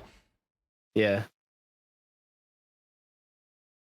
Having been proud of his pounce, you see Peng launch into the ground. He gets to the sand, and hearing all that's kind of going on, the arrow whiz by. You're just a little dazed from it. You're a little nervous as you get close to this guy. You don't really know what he's about. And as you slash, you feel your claws dig into the gold. And as you see that, you see the etchings of the gold kind of come off. And underneath, you see just regular steel. It looks just like thin paint as you scratch down. And Grelbon, seeing his chest scratched, looks you up and down, and you see him kind of stand more broad as you're sitting there in front of him. All right, is that your turn? Can I use my other claws? Yeah, you have your because it is a monk weapon, so you can do your second attack, but it's just your unarmed attack. Okay. Because you led with your claws, so it'd just be a normal unarmed attack, like a punch. Okay. Yeah. Because you'd want to use your staff and then your claws going into that. Yeah. Where's my unarmed? Just roll a regular a dexterity based attack. Just roll a dexterity, and we'll add proficiency to it. Yeah. So that's +2. So yeah, you hit. You're a little nervous from your claws, but you look at him in the face and you're like, and you just like close your cat paws. You just connect. Roll damage. With that, it would be a D6 plus Dex. D6. Yeah. Sick. Sick. Mm-hmm. What's your Dex modifier? 4. So you got an 8. So you see his Pang nervously scratches down, and then they're just kind of looking at each other, and you can tell Gralbon is just like, oh, who's this guy? You know what I mean? He's got that front on, and Pang just like looks back at his hand, and he just very quickly, like a lightning reflex, he just connects to his jaw, and you just see like a little bruise on his jaw, and he like catches his face, and Gralbon like just spits, no blood, he just spits, and he's like, all right, I respect that, and he prepares to go. Good shit though, Brian. With that, the bandit that's seemingly been ignored standing behind him as he's just dealing with you guys, then swings with his club at the back of Gralbon. But this time because he's flanking him and he's not paying attention at all, he has advantage. Oh shit! But he swings and it just scrapes down the back of his plating again, revealing more of the steel underneath the paint. And he swings wide, almost nervously. With that, the bandit fucked up the attack. With that, Tud can be seen watching the corpse on the ground as Eleanor passed by. What are you gonna do, Tud?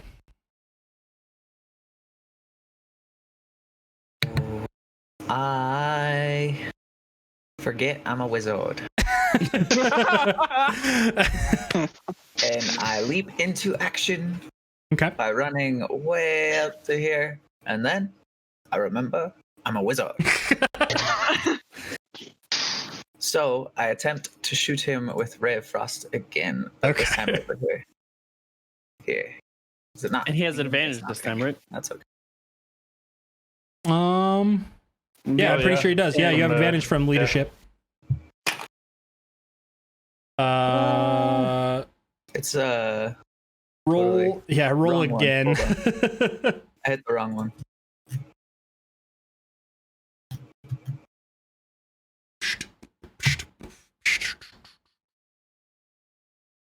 What? Even with the feeling of just inspiration from Holman, he rushes over, and again he's maybe the sand was too deep today or something, but his step, he kind of looks like he's like dancing as he's running, and he shoots wide, and this time it goes like really far up into the like the shield above, and you see it skitter off the top again. Once again, Naki not looking at everything else, just watching the crystals rain down. One of them turns into a snowflake, lands on her tongue, and she's really happy about it. So pretty. Tud, seeing that there was like a connection to the face from Pang on Gralbond, he thinks he hit. So Tud is 100% content with the fact that he landed. I am content. And that's my turn. Okay. I'm glad that you made Tud still happy. So. Tud is ecstatic. And with that, we move over to Varian, who had just sheathed his blade after that blow, right? Yeah.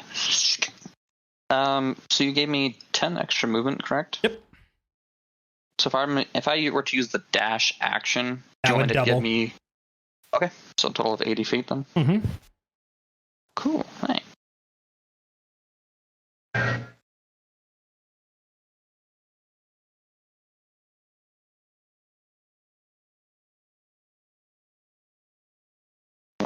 I would say if you want to, you could also roll for acrobatics to get across that, but it looks like you made it anyways. Because you'd have 80 feet, so you'd be right there. Oh yeah, I guess that's technically in range. I can't do anything, but I will rush up to get to him. Okay. So you guys see a wooden opponent. As Eleanor and everybody are starting to get into place, and Pang just socked him, and Tud's magic goes off. The whole time, Varian is just full sprint. You can barely even see the dust settle from the first step he made as he made it all the way up next to him. Palming his blade as he rushes up. Gralbon, starting to feel a little intimidated by everybody around him, kind of eyes you both. And then we move over to Haruto. All right. So I get done loading the blunderbow. Mm-hmm. And am I able to actually move to this square here, or do I need to roll like an acrobatics to get over the? You can just get over that. You just cover. I'd say you. I mean, actually, yeah, you got to get over that cover. You'd have to roll if you want to go over that, or you'd have to go around because it is half cover. I just looked at it; they're almost connected right there. Oof, a 9. I would say you get over it, but you're a little slower than intended, so you have 5 less movement, so you have 1 less square than what you normally would. Okay, so I'll come back to right there then. Okay. Then since it is reloaded, I'm good to attack with it this turn, or I would say, because the way it works is when you land, you have to skip your next turn loading it. Okay. Your full next turn. So as you're getting through this, you're still cramming bolts down. And I'd say as you kind of get to place, you are screwing the kind of piece back on as you're kind of preparing the blunderbow. Question for you then. Mm-hmm. Would I be able to switch my weapon and put away the blunderbow? Yeah. You just have to use your action to finish reloading. So your main action has to be used to reload. Okay. So I'm going to stow that and pull out my melee weapon. Okay. You can see as he finishes it screws on top, the bow slings back behind him, and you see a draw of this big unwieldy mace or flail that he's got, and it's just kind of ready to go. Roran making eye contact with Gralbon. Gralbon doesn't care. He just got punched in the face by a cat. And with that, we move over to Gralbond. He then takes his little moment of getting punched in the face, looking at Pang, not even caring that Varian is here. He then brandishes a shield and he like pushes up into him. He then slams into Pang. You feel the shield kind of crush into your chin. Roll a strength saving throw. Just a sec. Don't you dare die. With that, the shield just bashes into his face. You then take 5 points of bludgeoning damage, and you get knocked prone 1 step behind you. So the shield just connects, and you lose all of your balance that you've trained your whole life for. And you're laying down in the dirt, looking up at Gralbond, who's just smirking, looking at you. And as he finishes that, he looks over at Varian and just swings or stabs with his staff or with his spear. It goes just wide. He just more was trying to put on a show. Varian being prepared, just kind of slightly ducks to the side as the spear goes right past him. Varian, being a combat tactician, you look at the spear, and when it gets really close to your face, you notice that it goes from this like magnificent weapon to like a solid bit of stone. You just see the spear itself looking like a piece of rock when it's close, and the moment it gets away, it's like something is shrouding it as he pulls the spear away from your face. And with that ends Gralbon's turn. We then go back to Naki. Let's see. Naki's just over here playing a song. There's a part of the crowd that is like, Naki. They're all having a good time. It's all on that back end. They stopped caring about Gralbon because they just like her angelic voice over there. Yeah, I just been singing, but I move to right here, and then I cast Vicious Mockery on this guy again. All right. Let's see. So yeah, Wisdom saving throw from you. Okay. And that was on Gralbon, right? Uh-huh. Okay. Ooh, that was a 20. Oh. So what did you say at him? I said your mom's a hoe, and also your dad's a hoe. Knock your language! You just hear Eleanor. No language! Gralbon, having just missed Varian, hears Naki just talking shit. He looks over and he's like, I still love how you sing, though. I still love it. Absolutely the best. Yeah. With that, we then move on. I tried. We then move on to Holman. Holman's still rushing past He then runs across, takes a jump over this piece. See how he does here? He lands perfectly as he gets there, brandishing his sword. He swings down on Gralbond. Lands his first hit, slices down the left side of him. You see the pauldron ripping apart. Then he takes his sword again and plunges it deep towards his chest. Ooh, once again connecting, making up for all of the time that he has missed. Ooh, oh my God. Holman. Jesus Christ. The swipe goes down, ripping off the armor off of his pauldron. You see underneath, all of the skin that's underneath looks kind of like distorted and just kind of chiseled and swirly. Then the second one plunges deep in, and you hear like the flesh being penetrated, but it doesn't seem to like plunge out the amount of blood you were expecting. And with the swift motion, you notice that Gralbond, seemingly hurt, visibly hurt, he then steps back 5 feet. Varian, you get an attack of opportunity. Okay. It connects. Roll for damage.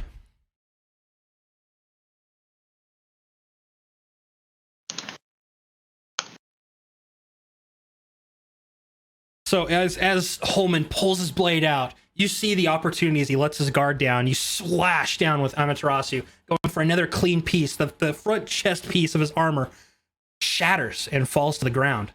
And you notice as he steps back, his spear drops down in the ground, right in the dirt, right in the sand in front of you. He continues to step back for another 10 feet. And you just see him start to morph. You see the armor start to shudder off and fall to the ground. And you hear his voice go, no, all I've wanted was this. I'm a monstrosity. And as that happens, his arm deforms and turns into this giant bulbous piece of flesh. His right arm then continues to transform. It's all pulsating with gore. You see blood pour from his eyes and mouth as it shudders, twists, cracks, breaks into a disjointed form. He then grows about another 5 feet in a pulse, and then almost as if like a distorted heartbeat, another pulse, and he grows and morphs again. He then turns into this larger figure here, and it's just a good mound of flesh, and you just hear, no, we don't talk about it.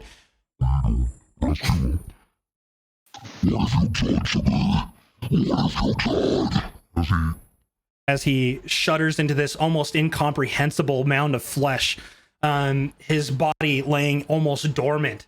You see the mountain pieces, the arms starting to try and claw back towards the spear. And as the hand sadly pulls in the sand, the crowd, one cheering for Gralbond, going to a complete hush in the crowd. There's almost no words being told. And it all pans back to Eleanor. What is even happening?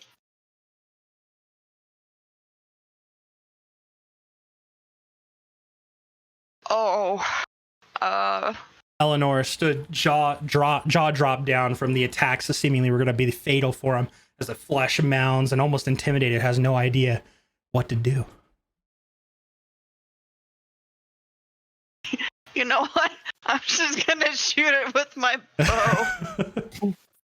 She then pops another arrow in place, and even though she doesn't know what this is, gets ready to fire and releases. From my character sheet. Oh. Oof. About my inspiration. You need your bardic inspiration? Yeah. Okay. Roll, what is a d6? Yeah. Okay.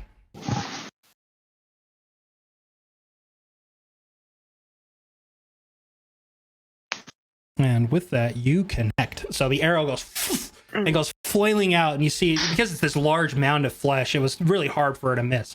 It just goes plunging in. You see the arrow go through in a gush of blood, like almost like a popped blister. It just shoots out, blood flying clear across. It spatters on Varian and Holman, And the bandit itself is like scurried on the ground, terrified, as this is all taking place. The pustule pops, and you just hear the creature going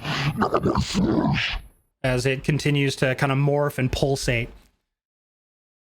We then pan to Ping, who is laid on the ground from the shield, looking in horror as what's going on in front of him. Again, the spear still laid right here.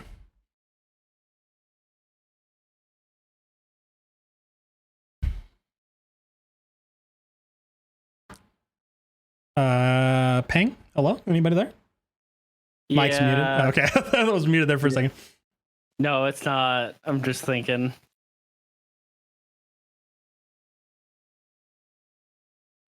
So with the dropped spear. Yep. You noticed, just so we're clear, everybody, the spear on the ground, what Varian saw, that stone spear, that seeming spell that was around it has dispelled. It is a solid piece of stone. It looks heavy and weighted in the sand as it's laid in the ground.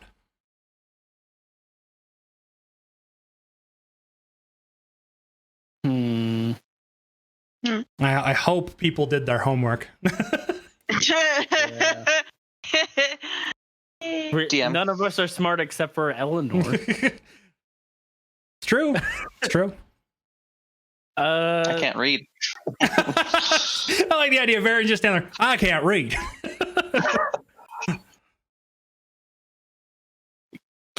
Can I just pick up the spear and then ask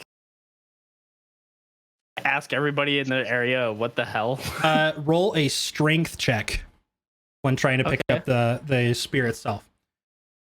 So, despite being on the ground, I mean, you took half your movement to get up, right? You kind of got back on your legs. You see the spear as it's going on. You grab for the spear and you lift, and you feel like, I don't know, a solid 125 pounds as you lift this stone spear up to position. You then kind of pan around and you make eye contact, having thought about it a little bit. You were aware that Rudolph had received a book. You then make, as you pan through everybody who's kind of looking the other way, you make eye contact with Rudolph, and what do you ask? What do you make of all this? I read the book that Holman gave me. You need to take that spear and put it right into its heart. Yeah, and having known that information, having this really quick exchange, you now know what you need to do. Can I roll for perception? Yeah, roll for perception. See if you can spot where the heart would be. Ooh. So with that, he then pans back, seeing the monstrosity that Gralbon has turned into. He's kind of eyeing up and down. He sees a general direction of like the chest area. So if you plunge there, you've got a good chance, but you maybe can't catch on to where the heart is. And having this in your hand, it's like carrying somebody. You have to move with half movement. And you already took half, so you're at quarter movement if you need to move someplace. Can I hand the spear off to Varian? Varian, are you? What are you doing this whole time? We got people picking up spears, talking. He kind of like looks towards you with like a little bit of desperation, like he can't get it to where it needs to go. You heard Rudolph tell him the information, but you're just kind of gathering all this at the same time. If I heard him say it, then I would just take it and trust him. Okay, so roll a strength check to see if you catch it or if you can take it. No.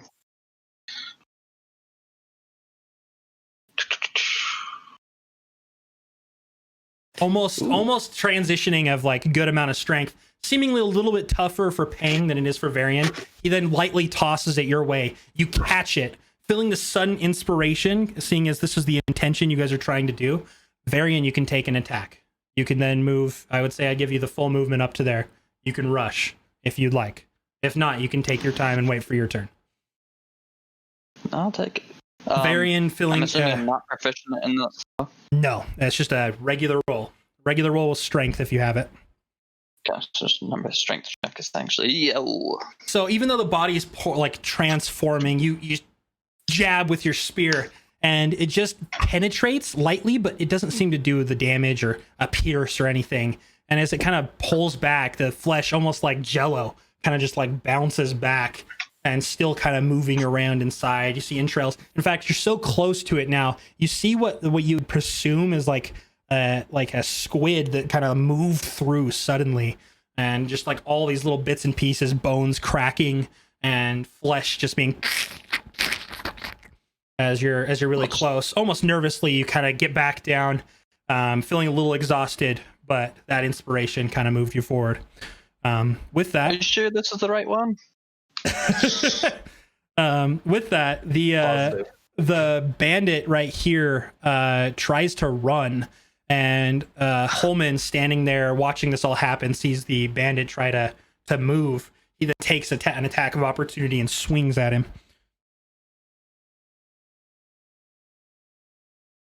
Ooh. And with that, just like paying attention to what's going on here, you can see like his instincts from all of his years being a venator. You see his blade being brandished with one quick foul swoop. The blade connects, and as the creature tries to run, it slips and falls. You see his head separate from its body and drop to the sand with a spatter of blood. Now that bandit is completely lifeless. As that happens, Tud, watching this whole thing go on and have no idea how he's processing it. What do you do? I get. Oh, let's see. We gotta move. Yeah, we gotta move. We gotta do right there. Can I see it from there? I can see it from there, right? Yeah, those boxes aren't that high. This is gonna do like nothing, but I am going to try my Ray of Frost cantrip again because I am the best wizard and I believe in myself. Hey, here we go.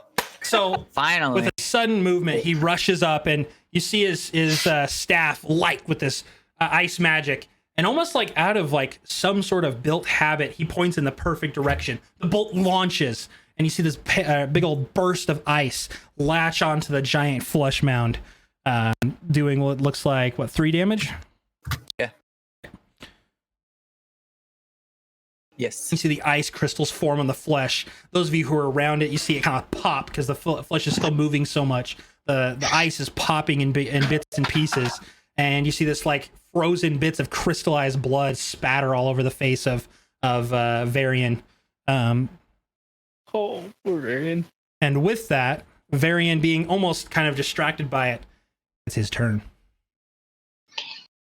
This is getting really interesting. I'm enjoying myself. I will try to take this spear thing, stone, and shove it in this dude's heart again. Okay. Pulls out. Pulls in. No! Ugh. So he Wait, what? The thing. I'm doing a thing. Where did it go?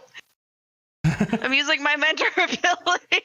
Oh, shit. Here it comes. And I'm gonna yell at Varian. I'm gonna be like, "Come on, I know you can do better than this. Like, I believe in you." And you can. I will allow it in the future. You got to make sure you give that ahead of time, because this time you technically saw what the other roll is. But for now, I'm going to allow it because it's the first time. Okay. So as that happens, you feel a sudden rush. I mean, Eleanor is there when you were 7 years old, training you how to swing your sword. She helped forge Amaterasu. You were prepared. You plunge with the stone spear. As it connects, you feel it penetrate the flesh. You feel it dig deep. You feel it break through a couple of layers of scattered rib bones. And then you feel it hit something and it almost pulses. And using every bit of your strength, you continue to push until you feel a little poof. As that happens, you see this huge amount of energy ripple out. It throws you, Peng, and Holman back 10 feet. The body of this gets flailed back. The flesh disintegrates and pops with this burst of magic. The spear that was in your hands almost turning to dust. And you see a bunch of scattered debris of just ash. The crowd goes wild. A roar erupts in the crowd. They're cheering you on, various names. Varian, Varian, Varian. People just cheering. You even see Sir Prawn up on his perch, just commended by the battle that he just watched. And with that, as it's starting to be taken in, you feel it. You're finally there. You've just won your Harkin. You all stand, Holman dusting off his pants. Everybody preparing some friendly stuff. Pang turns and gives Todd a high five, seeing the most energy out of Pang than you have in a long time. Holman rushes up to Varian, gives him a big old hug, big fatherly hug, patting you on the back, rubbing his hand in your hair, and going, "Oh man, I'm so proud of you." With that, a sudden calm in the air, almost as if the crowd went silent. You guys wondering what's going on, you look up, the shield is gone. Every figure is in the same position, staring blankly, all looking at you. No matter which one of you look up to the crowd, everyone is looking at you.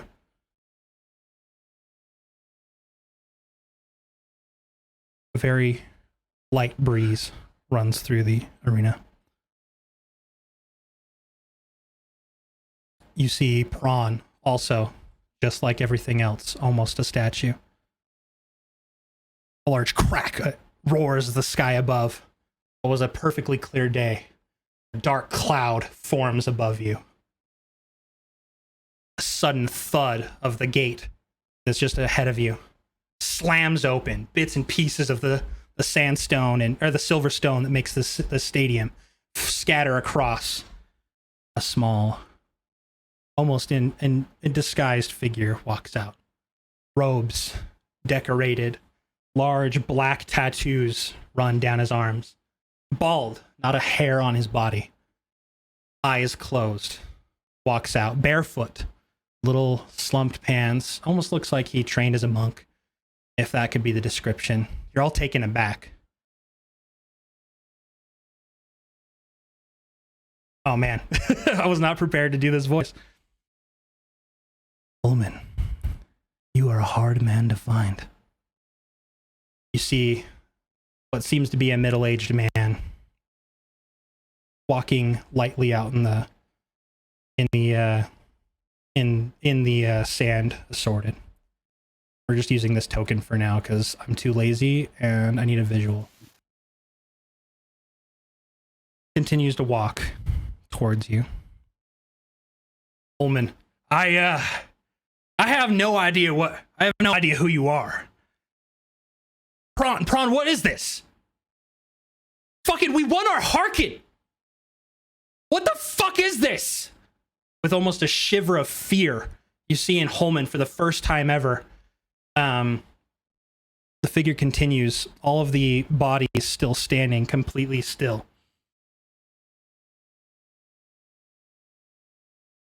The figure continues to walk gently. All of you take a Constitution saving throw. Oh, I rolled good.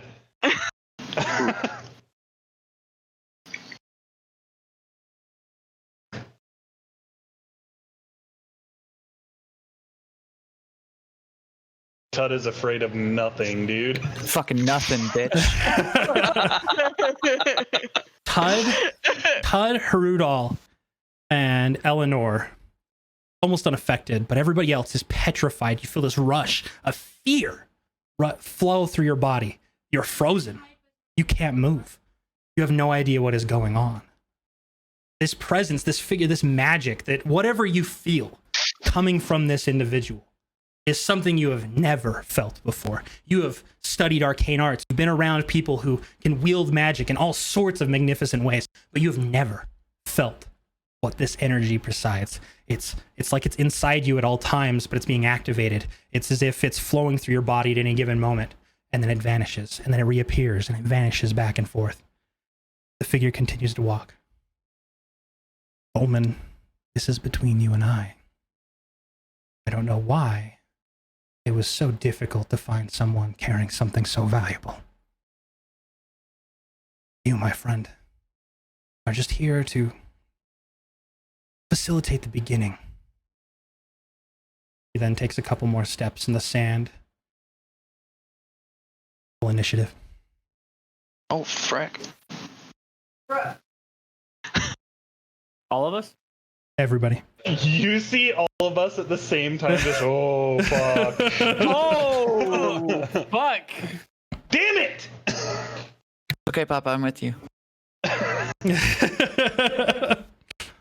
Me too. And we ain't scared. Oh, we aren't scared, but I rolled so low. Fuck FYI, you. just so we're clear, those of you who are scared, you have half movement and disadvantage on your first attempt. Okay. Those of us who are not scared, we'll fuck this up. Like the dude, not. You're gonna fuck up everything. You're right. We're fucking everything up.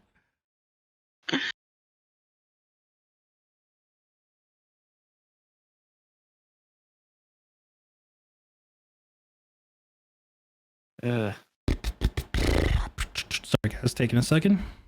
Not to take you all out of it. Failed.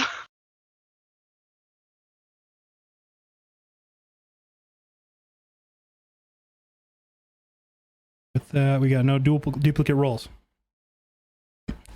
At the top of the turn, the figure step gets up to Holman, and standing about 2.5 feet shorter than Holman, not even making eye contact, looking at his chest, he goes almost with a full lightning, a little crack of the sound barrier as the fist goes from his side all the way up to Holman. It hits a bruise, and literally fabric rips, and you see a large bruise underneath. Holman is a built man, but like that, whatever that was, it hit him hard. Tud, being the only real caster here, surprisingly picks up on it. You saw this red swirling energy briefly as the fist goes from his side up to connecting and then back to his side. He then takes another punch. Again, same fist, this time connecting with the jaw of Holman. You see it connect to the left side. He then spits a little white object from his mouth, skitters across the ground. He almost takes a knee, but he's just standing there, almost confused as to what is going on. And after those two blows, just lightning crack of the sound barrier as it happens. Holman, tooth goes across the ground. Paying, almost in shock, looks over. What do you do?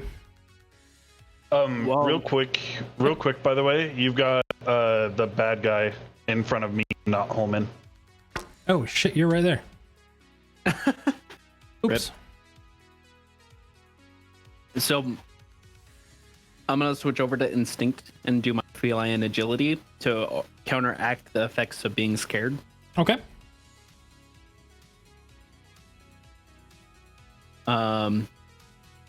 So I'm gonna move here just a sec. I'm gonna move to defend Holman. Okay. Should I move to? I'm gonna move to this square. Okay, you're gonna move up there. That one, because of the gravel and the fact that it's partially in there, you would need to do like something to squeeze by, and you probably want to get here because that's way like a very awkward spot to stand. So roll acrobatics just to get through there really quick, and then here. You squeeze through. You're still very nervous and just like don't know what's going on, but you get to here. Okay. Then I do quarterstaff. Okay. So you're gonna do the 1-2, do your quarterstaff, and then swing with your claw. Yeah. Yes. Nice. Okay. Second one. Okay. Let's just get both of them at the same time so we can. Okay.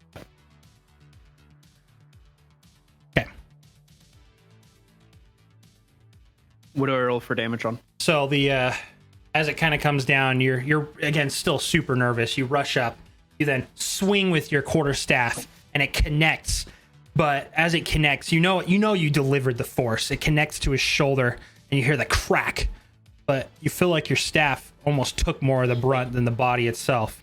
Roll for damage on the quarterstaff. Your claws then come down to slash, and they just go a little short. Again, your nerves are a little racked on you as you try to squeeze by to help. Yeah. Okay.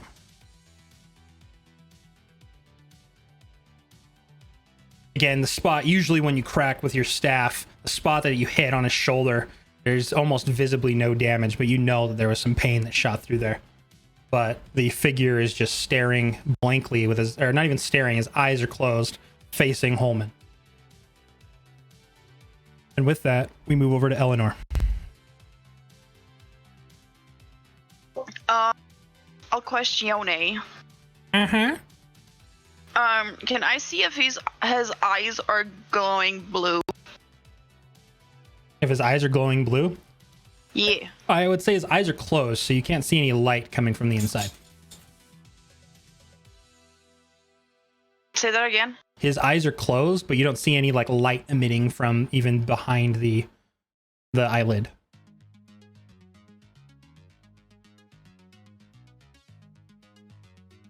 I'm assuming me being covered behind the pillar, I don't really have a line of sight to shoot him. Not from there. You could try and get up top. You could try to swing around the back. Even that, I mean, actually, then you'd be shooting between Pang and Hrudal. If I get up top? You could try top, yeah. You'd have to, it's climbing, so you'd have to, I think that's half movement if you're doing a climb. It's a small enough one that I'm going to make you roll for it. You're just for every 5 feet, you're doing 10 feet of movement. Doing it. Okay. You want me to roll acrobatics? No, just get up there. Oh, okay. Well, maybe. Something like that. One more over to the right. Just say we get you in a nice spot there. Okay.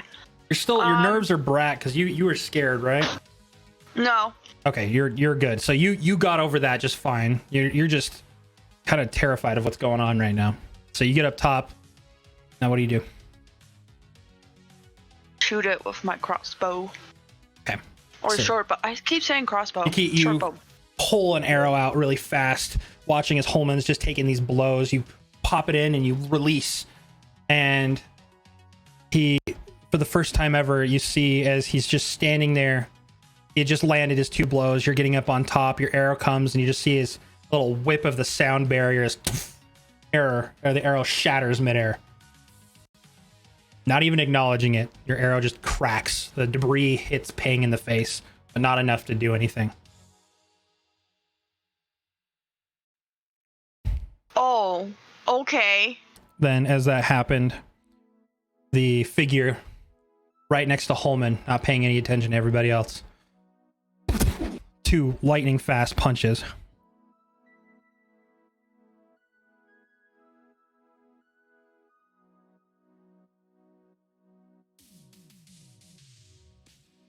Holman, being tapped from that, the first one, he crosses his arms and blocks, and you see a little ripple of flesh, but he was prepared. The second one, he just does a wide dash to the side, and almost inhuman, both of their reflexes right here. Holman was not prepared, but he's starting to get a read on the figure. And he just kind of like lightly jogs, still like blood in the mouth from losing a tooth. And you can just see, what do you want? And with that, Holman then quickly just 2 slashes with Beacon.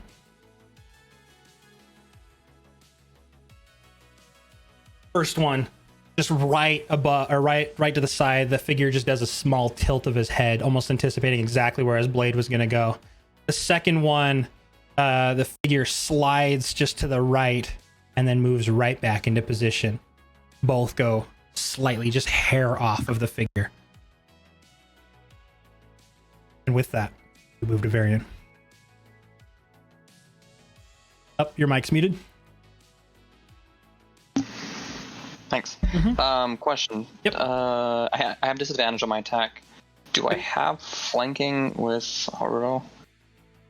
I would say you can't get a read on it. So I'll tell you if you do, if you make the attempt. Okay.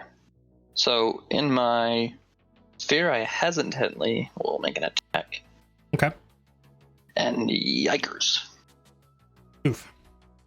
Terrified of what's going on here for the first time ever. I mean, you guys have never seen Varian like this. He's shivering. He slashes, and in that same movement he used to block Beacon from Holman, it also blocks Amaterasu.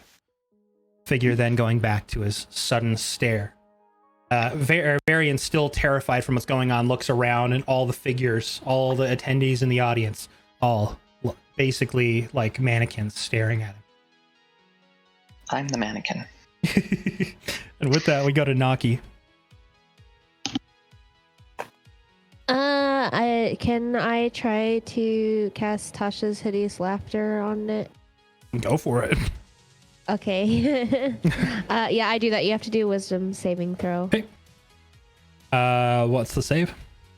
13. That's ineffective. Okay. What did you do for it? Let's just keep the roleplay going. Uh, Isn't hold on. Tasha's Hideous Laughter the one that makes them laugh, right? Yeah, it just makes them laugh for no reason. So you have to tell a joke. So everything is funny. You gotta- Just everything. Tell a joke. Well, I'm scared, so I'm like, do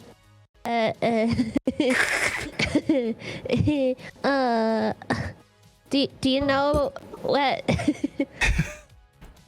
Do you know what the donkey said to the man? He said that you need to go to the ass's time. I don't know. That's what she said. Out of tune lute is playing, like you're just still playing as this is happening, and you hear like very distantly, you just hear a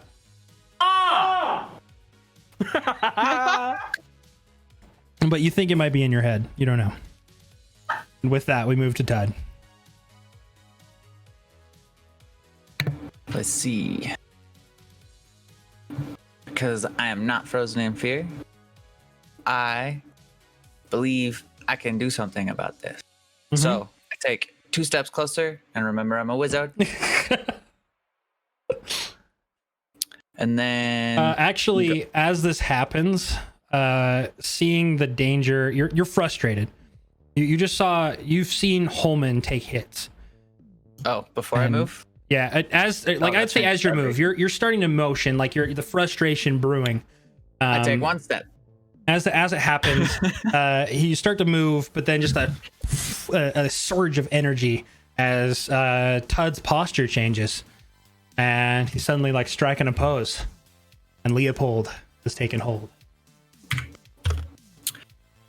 And since I now have all the confidence in the world. Mm-hmm. Sorry, hold on. I have to fix some things real fast. You good? Okay. I decide from here that I am going to shoot magic missiles. Okay. So as Nice. that happens, you see 3 bolts just at perfect precision aim. You see the swirl of magic around his staff, and then he just fires it forward. The 3 bolts, unlike last time, that seemingly were homing around, flying like they were lost. These ones plunge directly towards the figure, doing 5 force damage. As that happens, as those bolts, all 3, previously, every time you've ever used this spell, you would see it rip through their flesh. These times, you just see a little scuff mark on the tips of his arms. And the fabric, you can see the impact, but you don't see like any penetration of the fabric or anything. That is quite surprising. And with that, Rudolph. Just a question for you, real quick, DM. Mm-hmm. Am I able to tell if his left arm is covered by his clothing? Is he trying to hide his left arm? No, both of them are completely out. He has just robes that don't cover the arms. His arms are decorated in tattoos that are just like straight lines that sharply twist and turn, going down. In fact, now that you're really close and staring at him, you can see every once in a while, especially when he goes to make his moves, you'll see a little red bit of energy just flash down. Only on the tattoo marks. His skin still stays the same.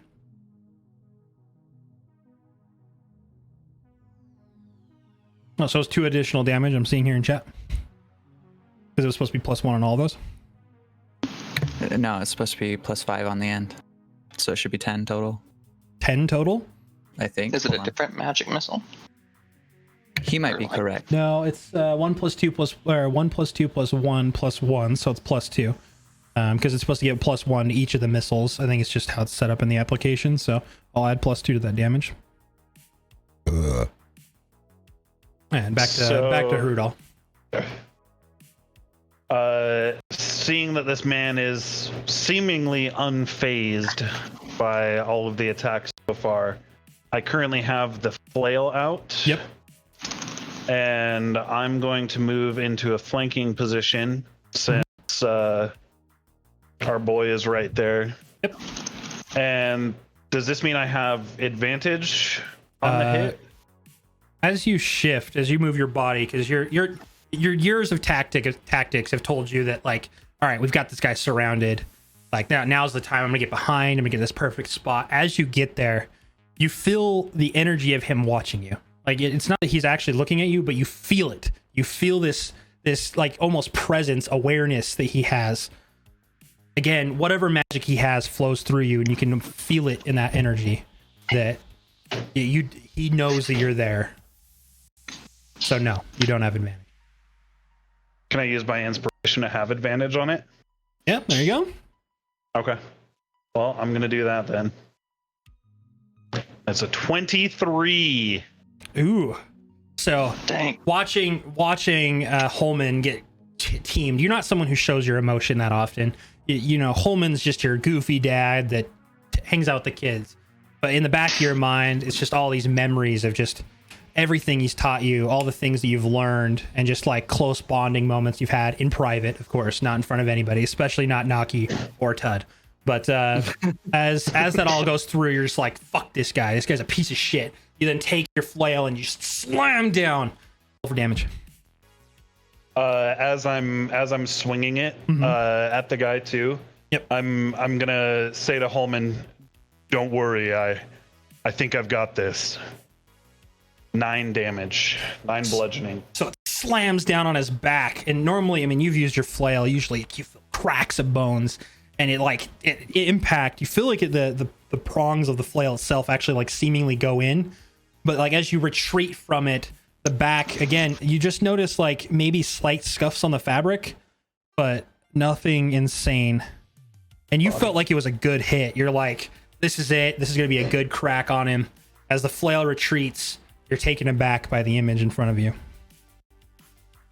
Can I bonus action and disengage and use the rest of my movement? Yeah. Okay. I'm just gonna move. Let's see. I don't want to edit the token. Okay. I'm gonna move right there, and I'm gonna switch back to the blunderbow. So as you see that, you quickly slam your flail to the side, like latching it on your belt. You take a couple steps back, and because you're hyper aware, you just trepidatiously jump over the campfire. And as you get back, you swing your blunderbow back over, and you're double checking to make sure everything's all in place. Okay. And with that will be it for me. the figure 2 punches, lightning fast, both at Holman.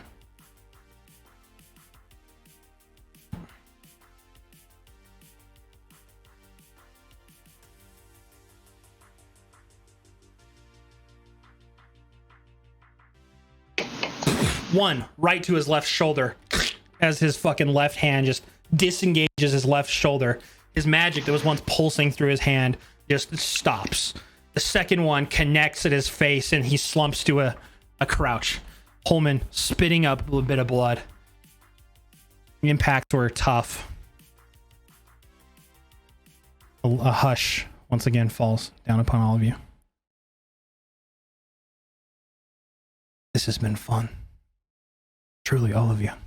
This has been fun. I've enjoyed the time we have. A lightning fast fist reaches up and grabs Holman by his throat. A seeming rush of energy propels outward. All of you roll a strength saving throw.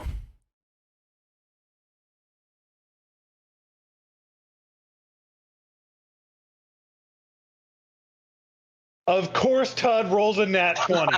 Of fucking course, dude. It's Leopold. It's on the reverse. Yeah, fuck. That's a 10 nat. That's a 10 regular. Oh, shit. OP. This map is like not loading. There we go. Okay. A big surge of energy, almost as if he finally showed his prowess. His eyes open, these pure white pebbles of eyes staring up at Holman's face as he lifts him up.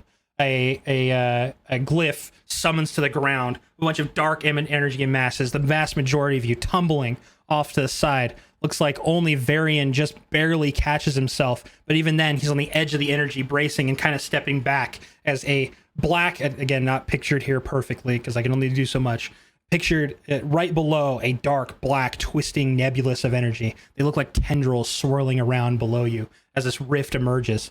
Varian just taking a simple step back to be more braced. The rest of you, Peng, flies back, taking 4 points of bludgeoning damage as he tumbles to the ground. Then we have Eleanor. Eleanor making a save, still holding on to the pillar as it continues to move. The figure is now sitting more in the center. Hrudal, just barely not getting flailed back. He's still, again, seeing the rift open, just kind of steps backwards. The ground underneath shatters.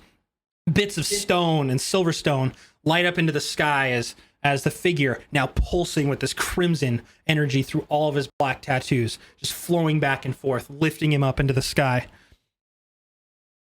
He gasps for air. You just see Holman. He quickly, as he's getting lifted, rips off his bracelet and tosses it towards Eleanor. Roll a dexterity save. Oh, Is there any way I can aid her? I would say you're giving encouragement. You're like, Eleanor! Just barely, as she like kind of catches it, and then it bounces off that hand, and she dives to the side, almost falling off the pillar, catching the bracelet in her hand. Some of the beads slump off the string. Take this to Kara. She's in... As the finger tightens his grip. Ahros champions. You have all come from abandonment. Mothers and fathers that either never loved you or didn't have the chance to. But now is not your time to die on this hill. Take your freedom and go. What's about to happen isn't going to be easy. Speaking from experience, though, you'll grow from it. With one swift motion of his hand, his hand plunges like a machine into Holman's chest. And just like that, everything goes in slow motion. You watch as just a and you hear arm comes out, heart in hand. All of the tattoos that are on his arm begin to rise out as little black tendrils plunge into the heart, and you see just like a little flash of white, almost like a crack, and his heart turns into this solid white crystal.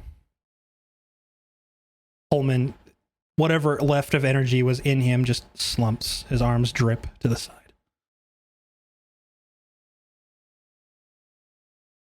I wish that this didn't have to happen. I really do. The world of Glydian will be better for that. I hope you can see that one day. You all have an attack of opportunity. We're gonna go I Peng fire the first. blunderbow. Okay, Bruno, you go. Just go. Let's go. 14. The shells go, and you have advantage on this. You see him just, they pepper his back. You actually see one of them puncture through the bit of clothing. Roll damage. Ooh. Real quick, since that was a 20. That wasn't a nat 20 though. The green ones are okay. nat 20s. Yeah, You see it pepper the back, his back, as you saw what happened. Again, one of those little pieces of shrapnel seemingly sticking out of his back. It's almost as if using his magic dropped whatever was protecting him. Then we move to Ping. I know you don't have many ranged attacks. The only thing I could think you could do is maybe try and like grab like a stone, throw it, or chuck your quarterstaff. Or you can just so my screen's black, but there's a stone next to me, correct? Yeah. Your screen's black. Are you guys not on this page? Everyone's screen is black. Yeah, we can't see it, so we're all just looking at the stream itself. Oh shit. Okay. Just Turn our token vision on, maybe. Oh yeah. 1 sec. That was not my suggestion. That was Lynn's. It worked. There you go. okay, sweet. There we go. Perfect. Hell yeah. Marts. Okay, well, I move over to the stone and huck it. So you see, just like your staff's on the ground, you're still gathering yourself, but you just saw that, like, again, feels like slow motion. You grab the stone, and with like every ounce of energy you have, you hurl that stone with advantage. Okay, Just a dexterity throw.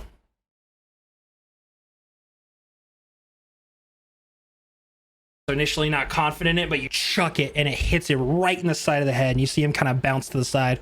Roll a, let's do a D8, and then add your dex modifier.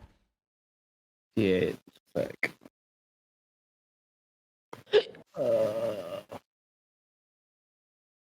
My Plus dex 4? modifier is 4, yeah. So again, the stone cracks into his head. As that happens, we then shift over to Varian, as this is all going on. Damn you! And I'll grab my hand axe and huck it at him. Goes flying. The hand axe penetrates on his left leg. Roll for damage. What the heck is that? Hey. Alright, someone who actually knows how to do the damage things. Just click where it says hand axe on the roll itself. Yeah, on the For the interface damage? as it rolls into chat. Yeah, it'll roll the damage. Just click No, on- like not on your character sheet, like actually on the Roll20 chat page. Yeah. Just click where it Hand says Oh, hand I see. Yeah, I see. Yeah. Okay, cool. Thanks. So the axe goes flying, and it like scrapes the left side of his leg, and you see again the robes actually rip open, and the axe just slices through. But as you watch it, that axe seemingly falls down into the rift.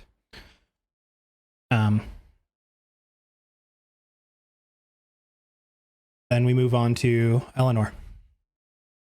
You are enraged. Yeah, I'm very angry. Of everybody here, you've known him for 5 times some of their lifetime. You have plus 10 damage to any attack you successfully land. Okay, here's my question though. Can I somehow make it over there? The rocks are floating. If you roll acrobatics, you'd be taking a risk of falling into that vortex. Don't do it. But I'm him. Don't you have your bow? Yeah, but I want to stab him. Like I want to look. I him mean, in I the do eye. too. I want him to just see the fucking rage in my eyes. But at the same time, I have to live on for. I mean, if you want to go for the show, man, roll acrobatics. You got advantage on it. You're enraged. You're ready to go. Shit.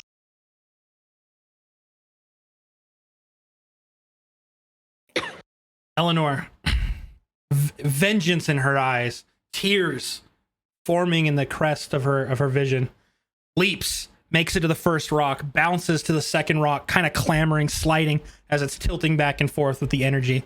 She then, seeing as she doesn't have the perfect vantage point, can then throw her dagger with all of her might. Dagger with my shit, where did it go? This. As your short sword, you chuck it. You know you can't make it there. He's floating above. You got another 50, almost 10 feet above you at this point. Hurl it. It connects. The sword sinks into his shoulder. Roll for damage. There. Sinks in. Oh, I guess that's 17 damage then. Mm-hmm. As that blade sinks in, the figure for the first time, as you guys have all just been hitting him, he looks at you. Oh, who? It's okay. He's back. Okay, it's coming back. As the blade penetrates, you see his arm slowly just reach up. That's And not he's like a main character. Oh. Nothing but a side character piled over it. You see it pull out just. Somehow it did. As that pulls out of his left arm, he drops your short sword down in the vortex. And one little swift motion, just with his right hand, a poof of magic, and you feel yourself just pushed back. Roll dexterity saving throw. Worth it.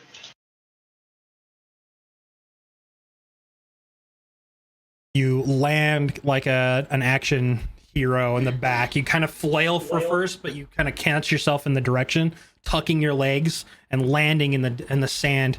At this point, tears rolling down your eyes as he shuddered off your short sword. Naki.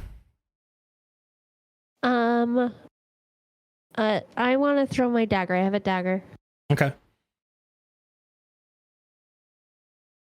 She throws it. She's just ripped apart. Naki hasn't known loss. Naki's never seen someone she cared about die. She throws her dagger. It goes wide. It flails over. It lands somewhere in the sand next to Harudal. He acknowledges it, and Naki, trying to keep her composure, no longer playing music for the first time all this entire time. We then move over to Tud. The rage of everything has caused Leopold to subside, and for the first time ever, you guys see the rage from Tud's side. You gotta say that before I roll. Hold on. I'll give it to you. You're good. Okay.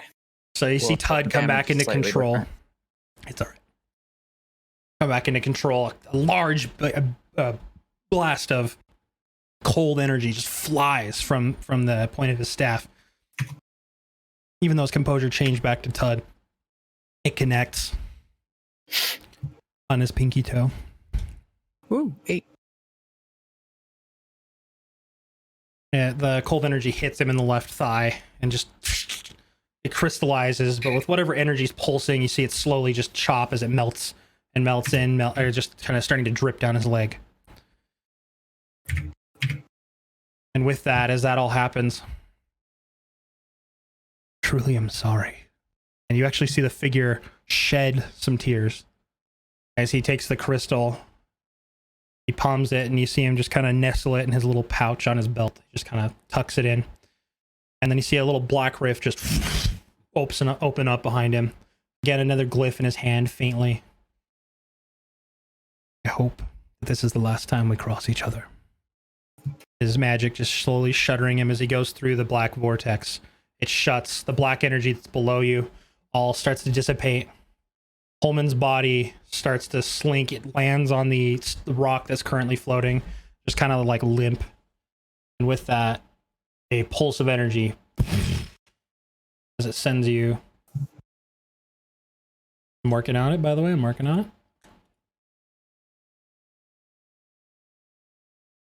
As it shatters. And with that, everybody, again, some of you are just, as all this energy shatters down, you fall, some of you, nobody falls actually. Everybody's kind of in place. Just the energy stops. The wind kind of breezes for the first time since he appeared. The sky appears to be light. All of the figures in the stadium are gone. The hush falls over the entire arena. You notice at the back in the gate, as you guys kind of are trying to gather what's going on, your vision comes to two. Through the gate that he broken out, you see a couple of the shield of Glydian guards, just peppered on the ground, just lifeless. The body, as the flash stops, you see the body of Holman just plummet to the ground, as you can see right here. What do you do? I throw my loot on the ground, and I'm run over here.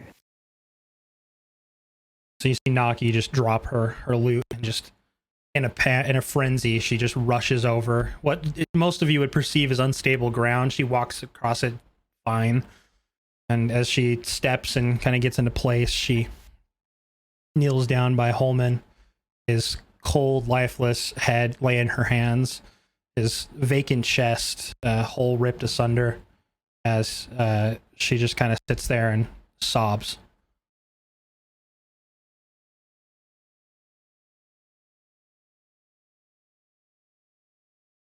Same. Eleanor crumples where she stands, looking at the scene, tears rushing down her face.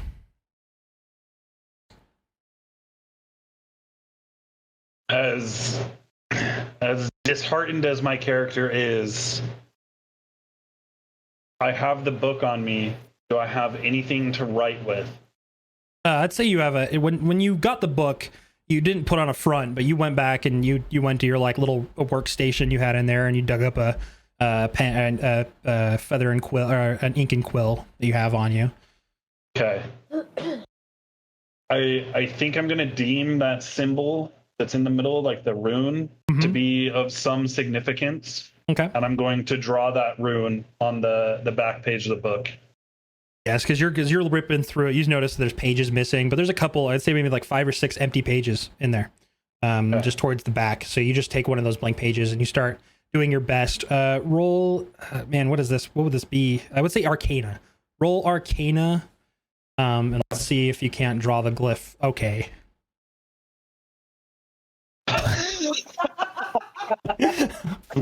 He keeps looking. It's just a black circle. That's it. I'm like, yeah, this looks really fucking good. He keeps looking. He keeps looking back up. And no, the funniest part about it is he's sitting there and he's drawing. He's doing a surprisingly okay job, but he's shaking from the whole event. He's just tremoring, and with that, the ink that he has on it dumps on the shape, and then the ink soaks through the couple of pages, saving the actual writing of the book, but it leaves no proper place to write the symbol. Frustrated, you would probably chuck the ink to the ground. Yep. Quill drops and just kind of like a feather, just as it touches the ground. Since I don't know what to do, I copy everybody else and start fake crying in my spot. Tud is acting like it's fake crying, but this is the first time he's ever truly cried. He's copying them, but he's like actual tears are being shed. I limp over. Oh. I only got 2 health. Like, I am not doing well. I hit. Ping. Oh, shit. Ping kind of goes over and is like just sat, injured, bruises, a couple of maybe fractured ribs from the tumble. As you kind of sit down, Naki again holding Holman's head, just sobbing in, like shaking back and forth. Ping sits down, and he's trained his whole life to be a monk, so he probably puts his hand on the body, probably right around the hole, and is just. I'm holding him, and I see Ping come up, and I look up at him, and as he's sitting down, I said, "Ping, can we put him back together? He's Mr. Holy Man. He needs to come back." Dude, Peng's just crying at this point. Peng's ears are just down. Yeah. I would say you probably just motion to just like you just nod. You just agree. You don't know how to. You're so injured and torn apart emotionally that you don't know how to treat this. Yeah. What about you, Varian? Mike's muted, buddy. In rage, I am smashing the crap out of these crates to my left. You guys just hear the wood just crates shattering. Inside there was like a couple of goods. You hear a vase break. You keep shattering another one, and then seemingly there's a chicken inside. You're and you start as the blade plunges through and kills the chicken. Don't kill the chicken! God damn it. Suddenly you all just feel weak. Like you remember that feeling you had in your veins as he was around. You feel suddenly just like there's just this energy that was there, like all this like this moving forward, this energy to keep you guys going. It feels like it's been released, like you sprung a leak and you just feel yourself sinking. Eleanor, who's just been sobbing, feels herself just naturally crumble to a ball and drift off to a sleep. Pang, who's injured, who's been kind of tending to his paw, and just lays his head neatly down on Holman's chest. And Naki, who's been sobbing. What are you gonna do? I was gonna say something as I pass out. Mm-hmm. So I'm holding Holman, and I'm like freaking out, and I know that the next most responsible person is Eleanor. So I'm like, Ellie, what do we do? And then I like fall asleep. So she's like, you're like, Ellie, what do we do? As you're like kind of like lulling yourself and just kind of like laying down on his chest as well. Varian, after just plunging your sword in, you stab it into the sand, and you never do that. You treat your swords with respect. You take a knee and you just kind of feel yourself kind of losing the energy, and you just kind of slide down. And for the first time this entire time, he's kind of kept himself composed. You just see one small tear just kind of shed to the side as he just lays down and just accepts it. Harudal, frustrated with his book, feeling the wave of restlessness, he just drops to like a cross sit, just kind of kneeling down, accepting what's happening, and just laying back, looking up at the sun as it still bakes overhead. Your eyes close. Hud, being the last person standing, surprisingly just gets down, lays down like proper, puts a stick under his head and goes to sleep. God damn it, Todd. You love me. He's still crying, but it's definitely composed. As you all drift to sleep, an image appears. It stood in front of you, about 10 feet. The same figure that took Holman. In a flash, Holman's dead body flashes in place of it, almost vibrating, and then disappears. And then vibrating in front of you and disappears. And you hear, almost echoing throughout it, I thought I could trust you. I needed your help. Where were you? Where were you? I needed your help. Where were you? I needed you. Where were you? We're all I had. Flick, and suddenly the image begins to just solid white.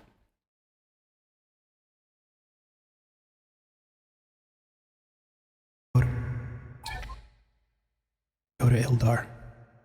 You'll find answers. And with that, that is the end of this week's session. Jeez. Good God, my dude.